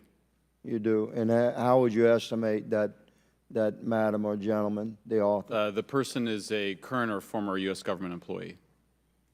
And it states here that this is the public version of the author's report. Yes. So where might one find the non-public version of the author's report? I don't know the answer to that. Would that be with the Department of Defense? I don't know. But you do know the author. I do. You know what the author's sources were? The author's sources are described in the report. These databases, the Immaculate Constellation. Right, but program. you expressed some confidence in the sources I would. earlier in I do. testimony. You expressed confidence. So do you know those sources? I do. Are they within the Department of Defense? I can't say. You can't say or you won't say? I won't say. Okay, why not? Because I protect my sources, and I think the reason. But you're not naming them. It's a big department, but many of us on my side of the aisle would say it's far too big. So you're talking about the Department of Defense, sources from within the Department of Defense? I'm not willing to reduce the Okay. potential universe of where my sources might be. Okay, moving on. In this report, Mr. Elizondo, for reference, several types of allegedly alien craft or possibly alien craft or unknown aerial phenomena, what we used to call UFOs, are described. Spheres and orbs, discs and saucers, oval or tic-tac, triangular shape, boomerang and arrowhead, and irregular or organic. Mr. Elizondo, does that summarize to you the types of craft that we're discussing today? Sir, that is a general morphology, historically speaking, of many UAP. So those descriptions are very different craft. Is it your assessment that they would come of different origins? It's possible, but it's also could be in sense a matter of utility. And let me just state for the record, I never read the report that or the article that Mr. Schellenberger put out. The reason That's is a good point. We're just referencing it yes, sir. for descriptive purposes for the American people. Mr. Schellenberger, in this report, it's striking to me that regarding the descriptions of experiences with these various craft, several of them include biological effects and several do not. Are you familiar with what I'm talking about? Yes. Okay, so spheres and orbs, triangular craft, and irregular or organic craft includes some descriptions of biological effects, including feelings of unease, electronic device malfunctions, long-term psychological effects such as anxiety or insomnia have been noted, feeling of being watched, a shared awareness with the triangle craft, and under the irregular and organic craft, biological effects include physical sensations of warmth or cold and unexplained smells and psychological distress. So these are very specific descriptions of the reactions of human beings, which allegedly have been noted from a study here, a report. All of those experiences would have been described by the sources that the author used. I'm not sure I understand your question. This is a very broad description of biological effects, and it's striking to me that they are present with relation to some types of craft, but Right. absent in others. This would require a great deal of research and study. Can you explain that? My understanding is that this is, the database is very large. It includes both the images, the videos, the still images, as well as the human intelligence, the reports, the raw data from individuals having these experiences. So in answer to your question, yeah, I mean, I think we're looking at a very large amount of data collected over many decades. And that data is held by the Department of Defense? Well, I will say that after I published, I was told that this program, that the USAP was actually managed by the Department of Defense, but held at the White House. Roger But that. that's a single source, and I don't have multiple sources to verify that. Thank you, sir. I did my best to trick an answer out of you, but I was partially successful. Madam Chair, I yield. Thank you. I now recognize Mr. Frost for 5 minutes of questions. Thank you, Madam Chair. In addition to serving on this committee, the Oversight Committee, I also serve on the Science, Space, and Technology Committee, where we often discuss how essential data and evidence are used in science and used at departments such as NASA. During a hearing, NASA Administrator Nelson affirmed the importance of NASA in helping us to understand UAP. Mr. Gold, if the government doesn't have the data it needs on UAP because, say, someone who saw something is concerned about stigma, public backlash, et cetera, or maybe there's just not good systems in place, how are we supposed to ultimately figure out what's going on? Yeah, thank you for the question. And let me compliment Administrator Nelson that there wouldn't have been a UAP independent study team if it wasn't for his leadership and courage. We're talking about data and where we can get data from. As I described, NASA has whole archives of data, much of which I believe will likely have information that will help inform UAP. We need only look. And again, in an era with AI and ML, we can relatively quickly and easily go through it. So I think it's something that we should encourage NASA to do. However, per Chairman Grothman's comment about UAP focusing on national security sites, I believe there's something, sir, that you may have heard of called sensor bias. That because we've got more cameras, more monitoring of national security, we don't know how extensive UAP activity may be over civilian areas. And this is to the second part of your question where we're not collecting the data. We're not collecting sufficient data from pilots. We're not collecting sufficient data from civilian and commercial activities. And this is, again, where ASRS, I think, could substantially change that, get the data out there, and allow us to do good science. Yeah. Thank you. I mean, on the data, you know, I'm a really big proponent of transparency. But obviously, there's always a little bit of balance that we have to have in government on transparency as well. I mean, last year, NASA appointed a director of UAP research in response to the recommendation by the independent study team. In the final report, there's a quote, "Despite numerous accounts and visuals, the absence of consistent, detailed, and curated observations means we do not presently have the body of data needed to make definite and scientific conclusions about UAP." Can you just talk really quickly about that balance of security and transparency? So I can say, having served at NASA, it is the most transparent organization I've ever been in. When we would have conversations of executive leadership, things would leak out almost instantly. So I can assure you, intentionally or not, NASA's very transparent. I don't know if many of you have worked with engineers or scientists. They love to talk. So I believe that NASA is a paradigm of transparency, but we must have the ability and the data to be able to be transparent with. And if we're not gathering that, if we're not looking at it, then we can't bring NASA into the game and get to that good science that you need. You know, it was about a year ago, I was touring a facility with a pretty senior government official. We went by a certain hangar, and they said, yeah, that's, you know, a company leases that out. We don't really know what's going on in there. We have no way of knowing what's going on in there. And there was a few of those, in fact, while we were driving around this facility. To what extent do you think that some of the UAP out there comes from off the books or unauthorized experimental aircraft? I mean, I think probably the vast majority of UAP are drones, experimental aircraft, weather conditions, which is, again, why I say if we review the data, I think we're going to discover a lot about things we weren't even thinking about. But there is a percentage that isn't.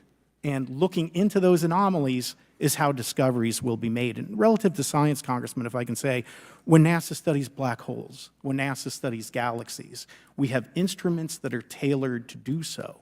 With UAP, we're using cockpit gun cameras or cell phones. We could never do good science with that. And let me tell you, the NASA budget is under pressure. We need to make sure that the Artemis program is funded fully. We need to beat China to the moon and maintain our presence in low Earth orbit. So NASA would need more money to do this, but I think tailored instruments that would look at UAP in the same way that we have tailored instruments to look at astronomical data is important to gathering valuable and uniform information. If we were studying black holes by using fighter cockpit cameras, we probably wouldn't know that much about black holes. 100%. Well, I think it's important that federal leaders take the necessary steps to ensure that UAP does not pose threats to the American public as well, and that we have the necessary budgets to collect this data so we can actually see what's going on. And I'm fully supportive of funding the Artemis mission. I think it's very important. Also, a personal note, the pilot is a frat brother of mine.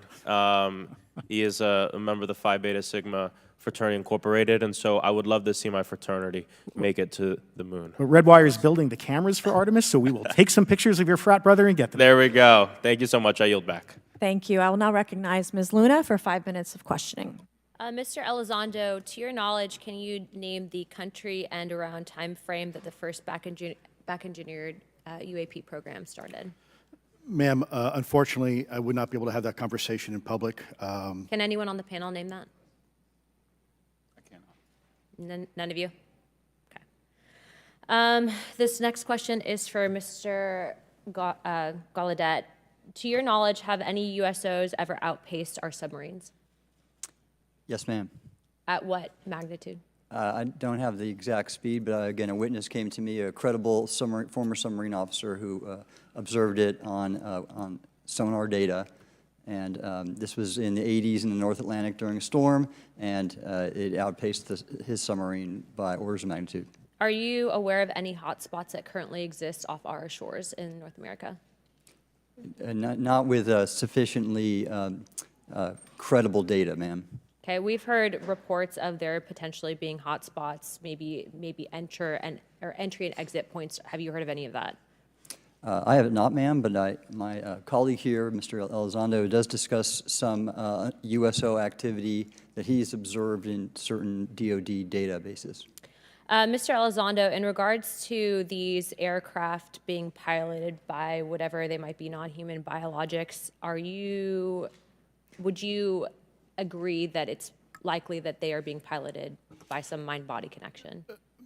Ma'am, I think it is safe to presume here that they are being intelligently controlled because some cases seem to anticipate our maneuvers, and in other cases they seem to, I came across an email where the word stalked was used in a very secure email between Navy officers discussing their ships being pursued by a UAP. In our previous panel, we had Grush, and he had testified to say that some of these were interdimensional beings. Can you speak on that at all?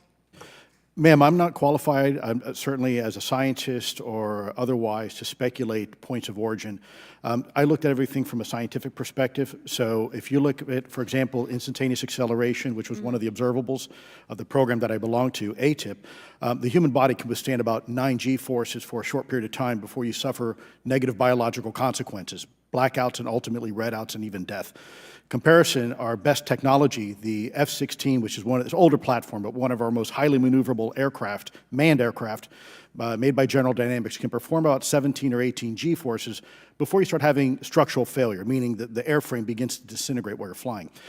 The vehicles we're talking about are performing in excess of 1,000, 2,000, 3,000 Gs. So are you, I guess, would it be safe to infer that they're living craft?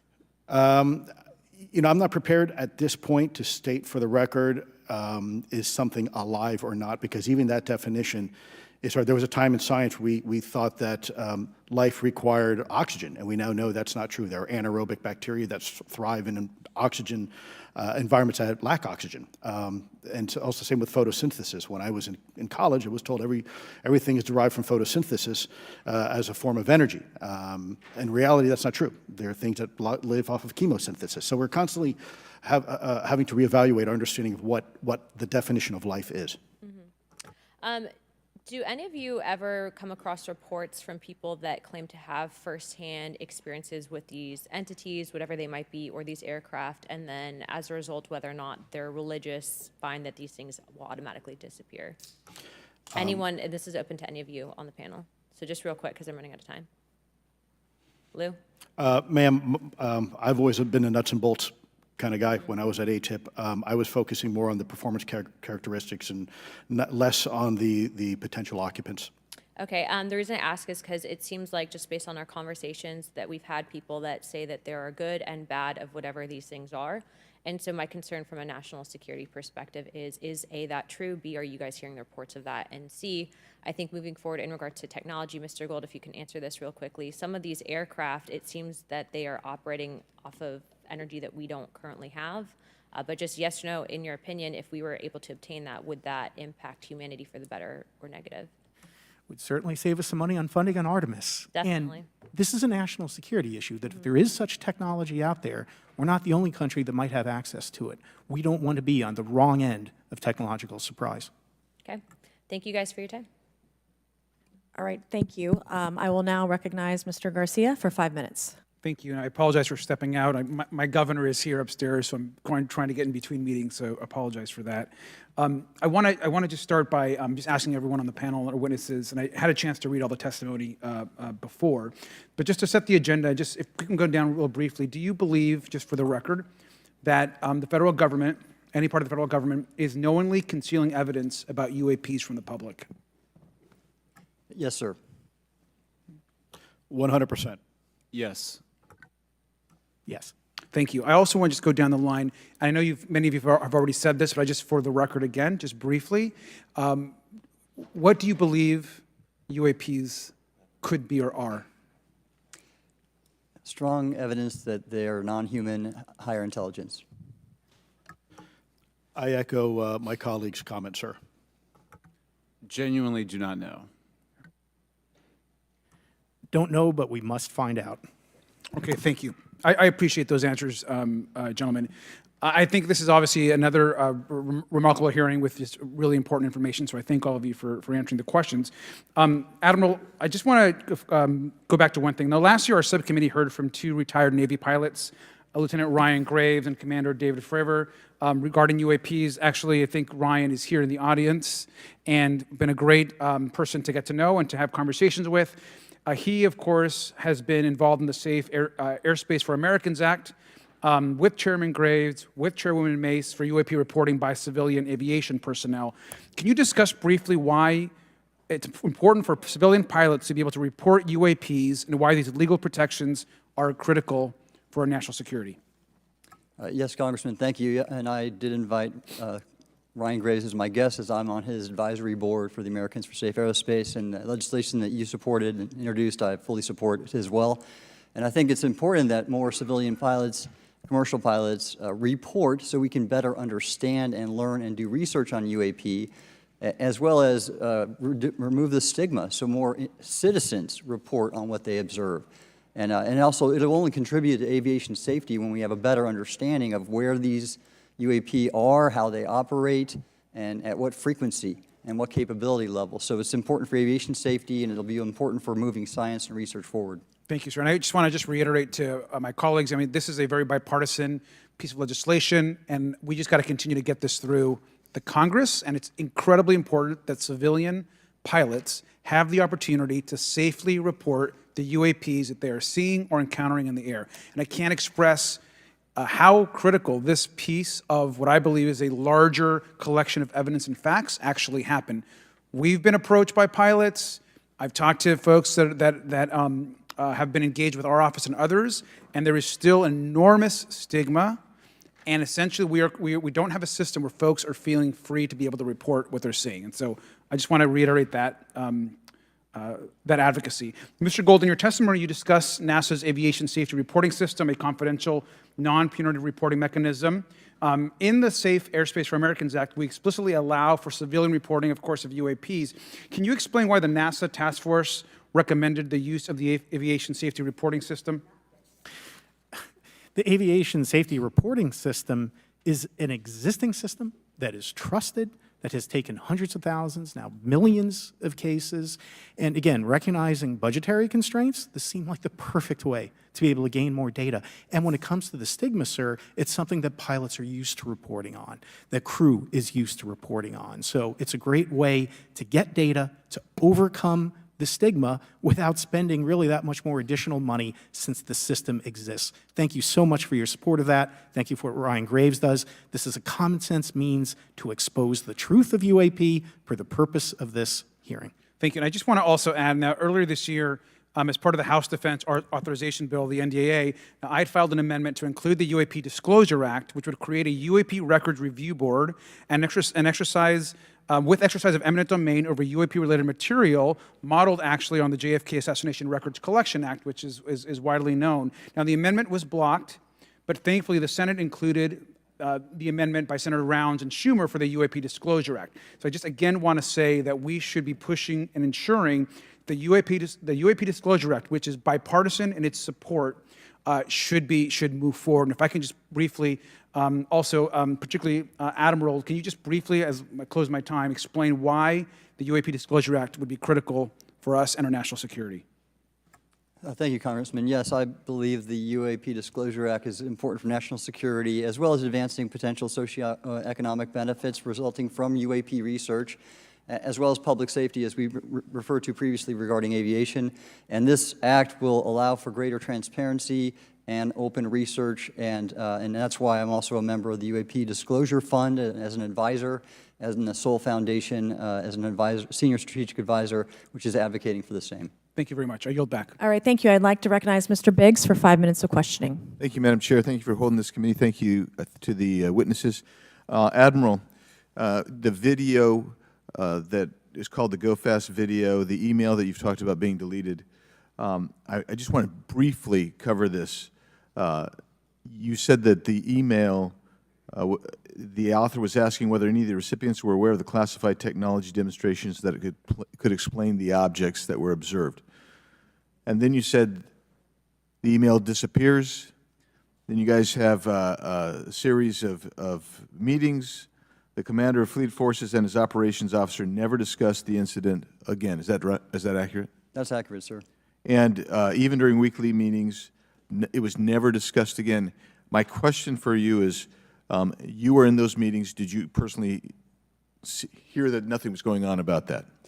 Yes, sir. I was in those meetings, and did you make inquiries about that? No, I did not, sir, because I inferred, since I had been read into other special access programs, that this UAP video was part of one that I was not read into, or any of the recipients, or the author of the email, and that an intelligence agency basically pulled it back and instructed the author of the email, hey, this is, you just conducted what they call spillage into a lower classification level. And when that's done, the procedures are basically to remove any of the communication. You're going to silo it. So, and you, Mr. Elizondo, you said in your report and your testimony today, a government work on the UAP subject still remains classified. Excessive secrecies led to grave misdeeds against loyal civil servants, military personnel, and the public, all to hide the fact that we are not alone in the cosmos. Fair? Yes, sir. All right, and all of you, and Mr. Schellenberger, by the way, I've read several of your books, Mr. Schellenberger, excellent stuff. Thank you. What I would say, too, is you were asked about the veracity of the author of this report. You comfortable with the veracity? Yes. Okay. And then, and I'll get to you in a second, Mr. Gold. We'll talk about Kuhnian and Lakatoshian scientific advancement and how we're obviating that through these processes. But we'll get to that in a sec. Because what I want to really get to is the ultimate question really becomes this. For what purpose is the federal government overclassifying, because that's what they're doing, they're overclassifying, and forbidding the public for getting access to this? And if you know, if you have an explanation, I'm curious because I know what I've been told. I just want to know from your perspective, why do they overclassify? Mr. Elizondo, you look like you're finger on the button, ready to go. Yes, sir. Forgive me. I think there's several reasons. I think at the time when this reality became evident to the U.S. government, we were in the middle of the Cold War with then Soviet Union, and we did not want to tip our hands to what our knowledge base was on this topic. We did not want to broadcast that to the Cold War's long over. It is, sir. It is, sir. There's also then the philosophical argument that the Department of Defense and the intelligence community is solution-oriented. And when you don't have answers, it's a really tough spot to be in. It's easier to be quiet and suppressed than if you don't have the answer. Indeed, sir. In fact, there's a very real example when we built the U-2 spy plane and flew it over then Russia, and we're taking reconnaissance. And when we first started flying the aircraft, it flew so high and so fast we thought they weren't tracking us. In reality, they were tracking every flight. It wasn't until the Russians could develop the SA-2 surface-to-air missile and successfully shoot them down. I would suggest to you also, along with Lakatos and Kuhn, you also have a problem with Kenneth Arrow's path dependence or increasing returns. That's one reason why they won't disclose it. It's too painful to admit. But I just want to read a couple things from Mr. Schellenberger's what he gave to us today, because I think this is interesting stuff, and I just want to convey this to you. On USG networks, there exists infrared footage of and imagery of a grouping of vessels engaged in SIGINT and massent collection at night in a specific area of the Pacific Ocean. This footage, which was in close proximity to the vessels, a large equilateral triangle UAP suddenly appears directly over the ships. These three bright points are seen at each bottom corner of the UAP, which is observed to slowly rotate on its horizontal axis. And he goes on to describe that. And I just want to read one more, and I'm doing this because I think it's interesting. This stuff is interesting as anything. So let's get this one here, right here. While performing a routine airspace surveillance and control mission in the Eastern Air Defense Sector, an F-22 fighter observed multiple UAP contacts at mission altitude. Moving to intercept, the F-22 pilot noted multiple metallic orbs slightly smaller than a sedan hovering in place. Upon vectoring towards the UAPs, a smaller formation of the metallic orbs accelerated at rapid speed towards the F-22, which was unable to establish radar locks on the presumed hostile UAPs. The F-22 broke trajectory and attempted to evade, but was intercepted and boxed in by approximately 3 to 6 UAPs. And then I'll leave that there, but because I just have no more time left. Well, she's not looking. So let's just get into let's get into part of this. I thought I would be saved by the bell. No. Let's talk about Kuhnian, Lakatoshian type of scientific development, and the problem that we have here is you have institutional blockage of what would be normal development of scientific ideas. And if you want to expand that, Mr. Gold. We're over time, so be very fast, please. I'll just say I'm a recovering attorney, so please take it easy on the science. But all breakthroughs have been heretical at first, and that's the challenge that we face, particularly with something as extraordinary as this, which is why gathering the data is so important. And I'll just end by saying, by the way, the overclassification of material is in no way limited to UAP. That is occurring throughout the government, as well as the inability to get people classifications in a timely and efficient manner, and then to have those classifications be broad enough to be useful. So this is a larger issue that I hope that Congress will look at. Thank you. Thank you, Mr. Biggs. I've been generous. All right, Mr. Burleson, I'll recognize you for 5 minutes of questions, please. Thank you, Madam Chair. Mr. Elizondo, does any branch of the United States government or defense contractors possess technology?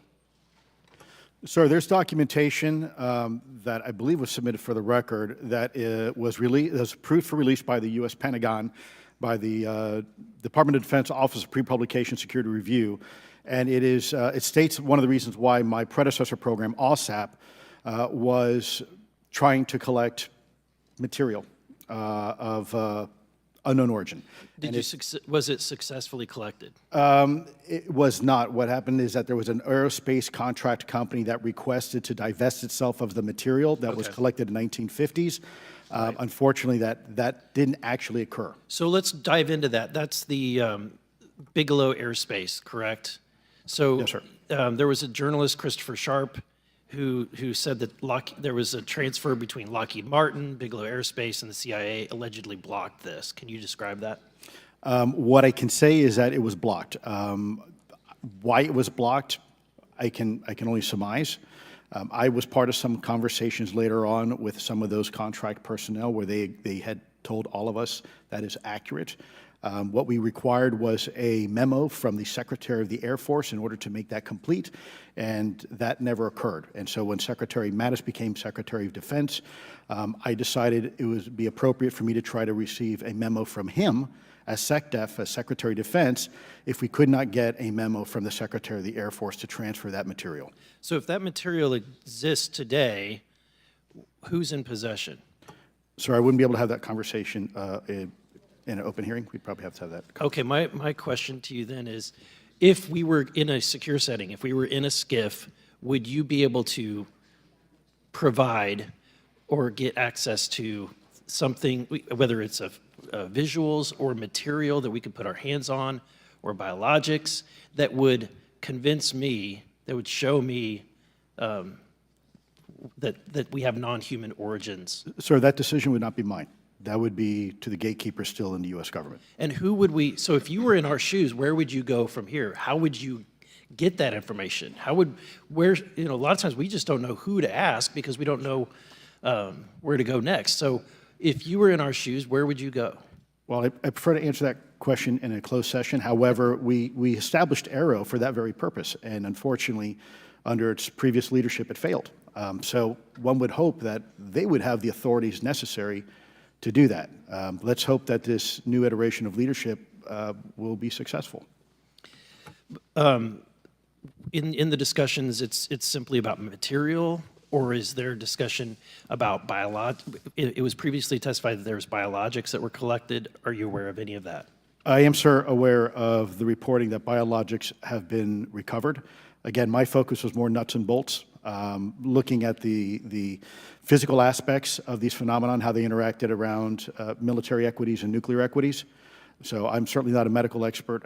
I would not be able to probably provide you a whole lot of value in that simply because I don't have the expertise. But was anything described as that we have possession of bodies? Yes, yes. Is it multiple types of creatures, or? Sir, I couldn't answer that. I can tell you anecdotally that it was discussed quite a bit when I was at the Pentagon. The problem is the supposed collection of these biological samples occurred before my time, in fact, before I was even born. And was this part of the Lockheed Martin discussion, or was this the biologics is a completely separate? Separate yet related. Okay. Has anyone made contact? Sir, I'm sorry, could you specify? Has there been any, to your knowledge, any communication with a non-human life form? So the term communication is a bit of a trick word because there's verbal communication like we're having now. The problem is you also have nonverbal communication. And so I would say definitively yes, but from a nonverbal meaning, when a Russian reconnaissance aircraft comes into U.S. airspace, we scramble 2 F-22s, and we are certainly communicating intent and capability. I think the same goes with this. We have these things that are being observed over controlled U.S. airspace, and they're not really doing a good job hiding themselves. They're making it pretty obvious they have the ability to even interfere with our nuclear equities and our nuclear readiness. Is the United States government and our contractors, are they pulling technology from this? Are they're reverse engineering this? Sir, as I previously stated, and please forgive me, I am not authorized to discuss specifics about crash retrievals. Again, I signed documentation with the U.S. government. What I can say was, after a very thorough review process by the Pentagon, what I wrote about, and that was my limit, unfortunately, that I was given. Thank you. Yes, sir. Thank you. I would like to recognize Mr. Timmons for 5 minutes of questioning. Thank you, Madam Chair. Mr. Elizondo, you just said something interesting. You said they don't seem to be hiding. They don't seem to be hiding. The UAP sightings are becoming increasingly brash, if you will. And, we've been hearing about these for years, but they've generally been isolated and not as consistent and over-critical military installations. Would you say that's fair? Is this becoming increasingly often? Is it happening more and more? Great question, sir. Let me see if I can answer this for you. Certainly, there seems to be some indication that they're being provocative, meaning that they're, in some cases, literally splitting aircraft formations right down the middle. So that's an air safety issue. The question is it the frequency increasing? And really the response is it depends. Yes, it's possible that there is an increase in frequency, but it's also possible that there's heightened awareness now, and there's also more pervasiveness of technology out there that's collecting this information and that can record this information. So we're not quite sure yet if it's actually an increase in numbers of these events, or is it that we have better equipment now to record these things, and we have a better ability, if you will, to analyze these things. And that's my next question. It seems that a lot of these sightings occur near military installations. Do you think that these UAPs are intentionally targeting military installations, or do you think that we have increased abilities to monitor surrounding the military installations? Sir, maybe both. Part of my concern is we have something in the Department of Defense and the intelligence community called IPB, Initial Preparations of the Battle Space. And we use equities like ISR, intelligence, surveillance, and reconnaissance, and other type of equities and technologies to prep the battle space. And certainly, if I was wearing my national security hat, even if there was a 2% chance that there was some sort of hostile intent here, that's 2% higher than we really can accept. And so we must figure out, there's a calculus, capabilities versus intent, in order to identify if something is a national security threat. We've seen some of the capabilities, yet we have no idea in the intent. And so this is why this discussion is somewhat, I think, problematic from a governmental perspective, because we have no idea. Sure, thank you. Mr. Schellenberger, you're particularly familiar with the Langley Air Force Base incident a year ago? Are you familiar? Just from what I read in the Just news. from what you've read? Yeah. I would imagine a large percentage of the American population became aware of that with the Wall Street Journal article. Would you agree with that? Yes. And were you aware of that incident prior to the Wall Street Journal article? No. To the rest of the panel, was the Wall Street Journal article the first time that y'all were made aware of what was essentially an over 2-week UAP frenzy over Langley Air Force Base? Were y'all aware of this prior to the Wall Street Journal article? Anybody? Show of hands. Yes, sir. Dr. Guyette, could you give me how did you become aware of it? Well, a colleague of mine who I referenced previously, Chris Mellon, he wrote an extensive article about this, that there were other incursions of drones over Langley before this, as well as many, many military installations over the last 5 decades. And it's my understanding that there's been an ever-increasing in number, and I'm trying to think how to say this because I wear 2 different hats. I'm still in the Air Force. So, I mean, it seems that they're becoming increasingly brash, and the question that we really have to figure out is it China or is it non-human? And I think that's the biggest question the American people want to know. If it's China, it's scary because they have a lot of technology that we cannot explain. And if it's non-human, that's scary because we don't know the intent. Would you say that's fair? Yes, Congressman, and in fact, I really believe that we should use this hearing as a catalyst to improve and bolster our air defense capabilities and our maritime domain awareness capabilities, because obviously there are holes in it, whether it be UAP of non-HI direction or NHI direction, or, like as you say, sir, China or any other adversary. Are you all aware of any task force at the Pentagon or in the national security apparatus that's trying to assess the answer to that question? At the current moment, sir, no, but this is a great point. From 2020 to 2022, there was a UAP task force in the DoD succeeding where Mr. Elizondo worked, led by Jay Stratton, who had the first comprehensive whole-of-government approach to UAP, which involved pathways to declassification and to increase transparency, as well as assessing the national security risks of UAP. This was a really well-established approach, and we have all advocated that something like it return. I'm running out of time. The last thing is that we need authorities. The law enforcement, military do not have authorities to actually engage, and Congress needs to act to give those authorities to local law enforcement and the military so they have clear guidelines on how to assess these issues going forward. I yield back. Thank you. Thank you. I'd like to recognize Ms. Boebert for 5 minutes of questioning. Thank you, Madam Chair. Now that we have all been cautioned in this committee hearing that the mention of Pentagon's Immaculate Constellation program could put us on a list, well, I already find myself on many lists, I'm sure. So I speak my mind often, so why not just keep going with it? May as well just go all out and say it. The earth is flat, birds are government drones, and we've never set foot on the moon, and Joe Biden received 81 million votes in the 2020 election. So let's just see how many lists we could get on here today. But Mr. Schellenberger, I wanted to ask you, I think I understand from this hearing that you would agree that classifying information like this is not in the best interest of the people. Is that correct? Yeah, I mean, with the caveat that, of course, I would support classification necessary to protect secrets essential to national security, but I think it's pretty obvious that there's overclassification. Overclassification, yes. And so in most instances, if they can't tell us what, do you think at some point they'll at least tell us why? President-elect Trump has repeatedly committed to greater transparency, both on the UAP issue, on JFK files, on COVID origins, and many other things. So I think that we need to make sure that the next administration is held accountable for that. Agreed. And this is for all four of you. Yes or no, please. I have many questions I want to get to. Are there any known instances of recovered materials or technologies that are not of human origin and maybe connected to any advanced bioscience defense programs within the USG? I don't know. I wouldn't be able to answer that, ma'am. I don't know. I don't know. Okay, so there are rumors that have come up to the Hill of a secretive project within the Department of Defense involving the manipulation of human genetics with what is described as non-human genetic material, potentially for the enhancement of human capabilities, hybrids. Are any of you familiar with that, yes or no? No, ma'am. I am not, ma'am. I'm not. No, ma'am.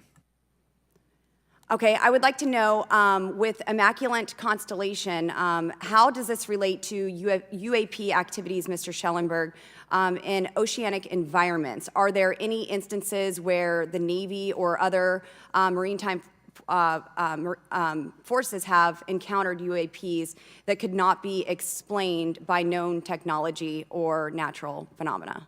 Yeah, the Immaculate Constellation covers both terrestrial and oceanic, and there's actually a number of cases described in the report that occur in the ocean. And do you believe that there is a concerted effort by the Pentagon to keep Congress out of the loop regarding these UAP activities, specifically in our waters? Yes. I think it's about 5% of our ocean that's actually been studied in detail by man, and we've studied more of space than we had of our own oceans. And so are there any accounts of UAPs emerging from or submerging into our water which could indicate a base or presence beneath the ocean's surface? I don't know about a base, but as I mentioned, I had a different source entirely describe this pretty extraordinary footage that exists of orbs, of an orb coming out of the ocean and being met by another orb. Some would say that there's multiple hotspots where we see frequent activity. So in your investigations, have you come across any data or visual evidence like sonar readings or underwater footage of these UAPs? I have not beyond what's in the report. You've written about UAPs not only in the air but in underwater. Are there any specifics on what you've learned about the UAP activity in our oceans? Particularly, have you spoken with sources who have provided any evidence or eyewitness accounts of these UAPs interacting with our naval forces or being detected by our underwater surveillance systems? Nothing beyond what's in the report and then the specific case that I mentioned with the orbs. So this report says it all. There's no other information that we are aware of regarding the activity within our waters. I have other sources that have told me that have shared a significant amount of information, but they're not comfortable with me sharing it at this point. Okay. Are there any technological capabilities observed in these oceanic UAPs that seem to defy our current understanding of physics or our engineering capabilities? It seems like they all do. Yes, I would agree with that. My time is up, but I do appreciate your bravery, your courage for coming here and speaking today. And it seems like there's still some questions that we need answers to, and we will not relent until we get those to the American people. Thank you all. Thank you. I move to allow myself and the ranking member 5 additional minutes for questions without objection, so ordered. Mr. Elizondo, were you read into the Immaculate Constellation program? Ma'am, I would not be authorized to confirm nor deny the existence of any ongoing or past program, especially as it relates to a special access program, either by name or trigraph. Okay, and then does the U.S. government or private contractors, do they work with other foreign countries, China, for example, to exchange data, quote from a source, that intelligence data about UAP? Let me see if I can answer that a little bit more generally, ma'am, if I may. We do have foreign material exploitation programs. That is something that is widely known, and that term itself is unclassified. How exactly that works becomes a bit sensitive. A discussion we could certainly have in a closed session if you like. We do work with international partners and allies quite often, not just in military exercises and workups, but in other intelligence efforts as well. In terms of material that's given to private contractors, is certain material given to certain contractors because of their experience? So, for example, if it's related to submerged and undersea propulsion, would it go to a general contractor like General Dynamics? Yes, ma'am, absolutely correct. Different contractors have different levels of expertise. What's Lockheed's expertise? Aerospace, ma'am. In the UAP space, that's all that, they wouldn't do submerged? No, I didn't say that, ma'am. Okay. Lockheed Martin and others do quite a bit of work both in our atmosphere, in space, and even underwater. There are certain efforts to. It's a tough question you're asking. You put me on the spot here. I'm looking for the answer. Yes, ma'am. No, they are involved in a lot. I would rather let Lockheed Martin explain the different domains that they are involved with. Probably am not authorized to discuss that, but they are involved in a lot of different areas and domains. Admiral, flight safety risks for our pilots, based on what you've experienced and seen in your career. They're extensive, and the one exercise I referred to where I received the email that was then deleted was the pilots, and this is worth bringing out. There are debunkers out there who have said the Go Fast video was just a balloon. That was only one video that was released. There were dozens of these encounters that pilots, friends of Ryan Graves, who's in this room right here, witnessed and caused significant safety concerns. And to almost call out an exercise and shut it down, which is very compressed, and the carrier's getting ready for deployment, and the pilots have to get certified to land on a carrier. It's extreme, to say the least. All right, I have two last questions. Real quickly, Mr. Schellenberger, how do we get more whistleblowers to come forward? Well, this hearing is very important, and obviously, I can't encourage whistleblowers to obtain information, but I can guarantee that I will protect them and go to prison to protect their identities. they come Okay. to me. Yes, sir. Okay, my last question. The first hearing we had on this, I'd never been briefed on UAPs or what they were, biologics, non-human, et cetera. How would you define, each of you, my last question, how would you define non-human biologics, non-human intelligence? What are we actually talking about? Admiral, and we'll go down the line. I don't think it's a stretch when you look at the diversity of life on this planet and the size of this universe to think that there would be more diverse, higher order, non-human intelligences throughout the universe, and that's probably what's visiting us. I would take the scientific approach. The definition would be the ability to react to a stimulus in a manner that requires an intellectual thought process. I just don't know. I think we must be modest in our assumptions that we're looking for intelligence. That could be biological, it might not. Non-biological, but what non-biological intelligence, what does that mean, though? Artificial intelligence, ML, machines. We assume that all intelligence would be like us, and every time we look out in the universe, we are humbled relative to what we don't know in terms of the forms of intelligence and what it may take. I can assure you I probably can't ask you your question, but I think the ultimate answer is going to surprise us all. And then Mr. Garcia, you had a few closing remarks. And I know we're about to hit votes here, so I'll be brief. Just, I want to thank you all for being here. I want to thank Chairwoman Mace especially for holding this important bipartisan hearing. And I want to thank all the committee members that are interested in this topic. I think our commitment to all of you and all the folks that have contacted us, and certainly to the advocates and the pilots, is that we need to continue investigating UAPs. I think the country the country's owed explanations and ensure that the safety of national security is always protected. This is a conversation and questioning that must continue, so I'm very grateful to all of you. And I also just want to add, just personally, I think it's really important for me, two things guide my questioning and my observations on UAPs. One is we should always be guided by facts, science, and data, and stay serious on those issues. And the second thing is I think that we should not limit our imagination and our thoughts and our curiosity on what UAPs could actually be. And I think those two things for me are really important, and I'm grateful for all of you to be here. So with that, I yield back. Okay, and we have Mr. Ogles, who is on the way. He's going to be here any second. Is that correct? Want to check, and he'll be the last member with questions that we have today, and then we have votes. So we want to thank you all for being here. I want to thank Mr. Garcia and folks on both sides of the aisle for being here today and being patient. We have a lot more questions, and I hope that this will open the door to more hearings in the future. I obviously would like to know how much taxpayers are spending on this. You have the right to know, but also if we're spending money on something that doesn't exist, why are we spending the money? And if it does exist, why are we hiding it from the public? And of course, our national security is a huge issue, because if there's technology that could harm us or our allies that are in the hands of our adversaries, we obviously want to stay ahead of that to the best of our ability to ensure that that technology is not in the hands of someone who could use it against us or our allies anywhere in the world. So, Mr. Ogles, you're just in time, babe. I will recognize you for 5 minutes of questioning before we head on out today.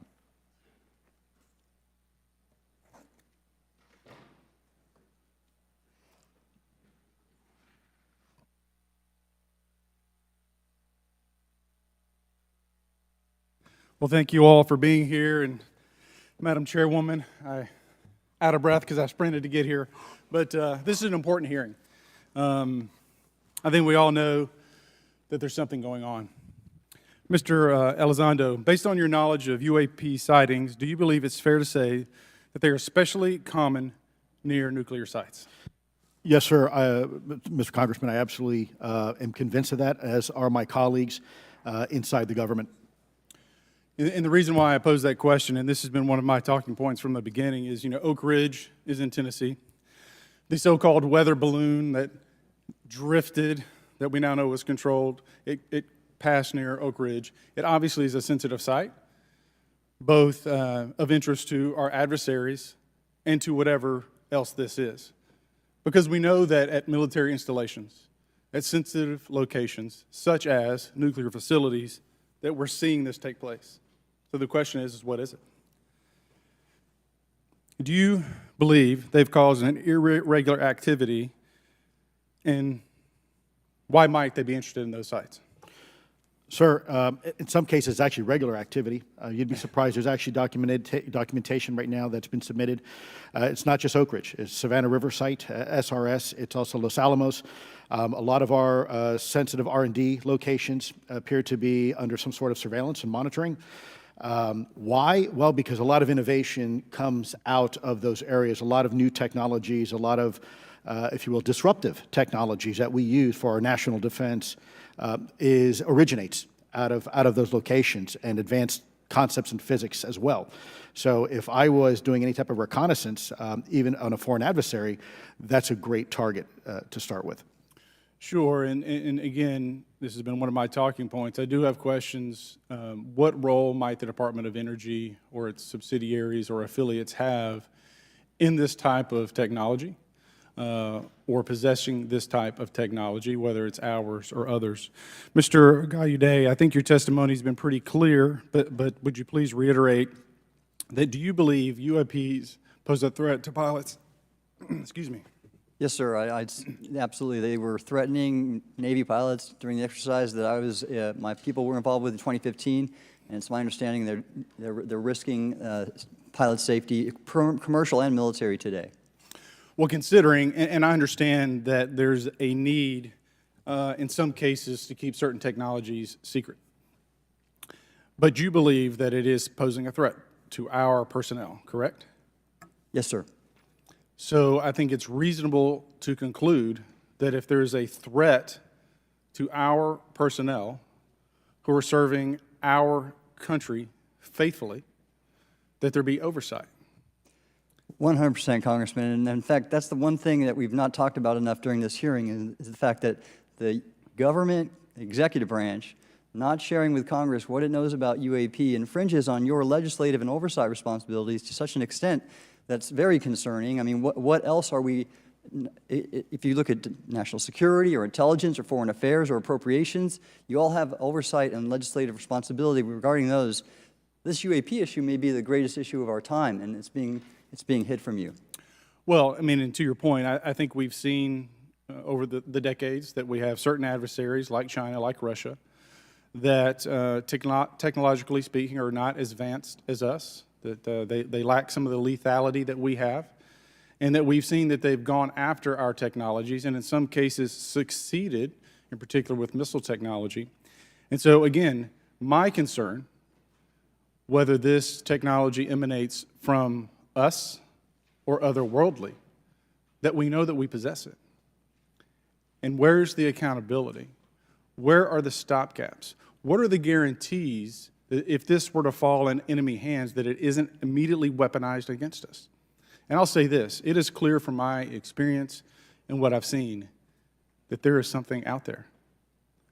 The question is it ours? Is it someone else's? Or is it otherworldly? And Madam Chairman, I would posit that as the legislative body, as the regulatory body, we must know. And anyone who prevents us from gaining access to that information, I would consider that criminality. Because we have U.S. personnel who may very well be in harm's way. We have technology that ultimately may threaten our very existence. With that, Madam Chairman, I thank you for your indulgence, and I yield back. Thank you, Mr. Ogles. And with that and without objection, all members will have 5 legislative days within which to submit materials and to submit additional written questions for the witnesses, which will be forwarded to the witnesses for their response. If there's no further business without objection, the subcommittee stands adjourned.